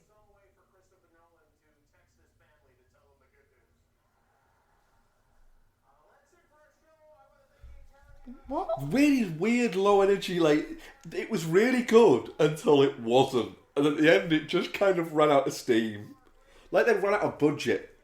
Like the end of Popeye. Fucking Popeye, that's a great film. But yeah, it was pretty decent, that. Yeah. I enjoyed that. Right. I'm not sure what we're covering next week, guys. Because there's no Ian to go, Ian, what are we covering next week? I reckon we're covering Ricky Stinicky. But we are definitely, what I know for sure is we're Ricky Stinicky in. What did you say was out next week? Don't know. I thought you looked. So you claim. And you found a film release. But yeah, it's going to be Ricky Sticky. You yawning in the middle of that word made it Ricky Sticky. Ricky Sticky. Different film. Is it? I think so, yeah. Yeah. So what do you think of that then, Max? Yeah, I think overall it was a good show. They kept it nice and tight. I think the issue is not enough people here watch it live for them to invest in making a decent broadcast here. So we always get just shit. Like that Jonathan Ross thing was poor. I think it's more because of the timing it's on, they have to have something that builds you into it rather than it just starting when it starts. Whereas that in the US will be what, like 7 o'clock at night. Yeah. So it's different. It's just the Oscar ceremony you get there. So do a preamble with one set of people and then do the They did, show with a different... But they did. Well then... They had like the red carpet and stuff with, I don't know who, probably like the fucking editor of Grazia and somebody from Love Island, probably. Who was that girl that used to do a lot of them? That used to do that show with Simon Amstel and she was awful. Oh, I know what you mean, yeah. Yeah, she was terrible. Was it her? Yeah, her. Yeah, I thought, yeah, they're decent enough Oscars though. Yeah, decent enough Oscars. Yeah. Snappy. Less skits. Yeah. You know, like, it's, you know, they should get that Kimmelman onto more things. You know, a little bit of bad joke towards the end, but, you know, clearly just ran out of material. Yeah, like the rest of the show. Yes. But I feel like they really need to just sit in a room and go, right, every year we get In Memoriam wrong. Yeah, the In Memoriam thing. What can we do was that wrong. feels respectful? That one year where literally they had Dave Grohl just playing, and I can't remember what song he played, but they just had him literally just sat. Is it There Goes My Hero? It might have even been that, actually, yeah. They had him just sort of sat on a chair, and he just played on acoustic, and he just played, and he sang the song with the screen behind him. He wasn't like lit up or anything like that, and it just played, and it just had the In Memoriam bit there. Don't try and jazz it up a little bit. It's an In Memoriam. And then the fact that the last bit was just a load of names on a fucking screen. It was a little bit... Do you know what? I'm dreading the inevitability as hologram technology gets better that they have the people walking onto stage. I know it will happen at some point, Ooh, and gosh, I'm dreading it. Yeah. Because they are tacky enough that they'll do it. Yeah. I mean, that one year, that year when they got Soderbergh to direct them, the COVID year one, was quite a good one. That was quite a good one. I thought that was good. It was a good Oscars ceremony. Yeah. Didn't have too much fluff in it. No. Yeah. Right. Well, we've been waffling on for 3 hours now. Yeah. Again, guys, sorry that we literally came in like 20 minutes into the Oscars. I mean, from the sounds of it, Kimmel's opening was like really long, so maybe we only missed that. Yeah.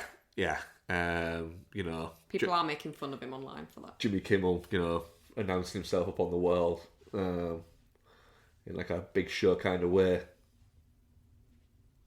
What? Stop it. What? Everyone except you knows who he is. I don't think they do. I don't think I'm the only person who's going, who the hell's that guy? Yeah. So, yeah. Right. We're gonna go to bed because it is 2:30 in the morning. God, it's like 4.5 hours past your bedtime. It is 4.5 hours past my bedtime. It's an hour past mine. It's an hour past yours. You gonna stay up for a little bit?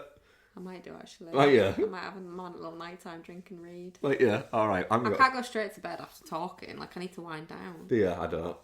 You just, like, head on the pillow straight to Fucking sleep. out. Head on the pillow, existential crisis and not being able to sleep, waiting for you. Yeah, Yeah. That's it. Living the dream. Yeah.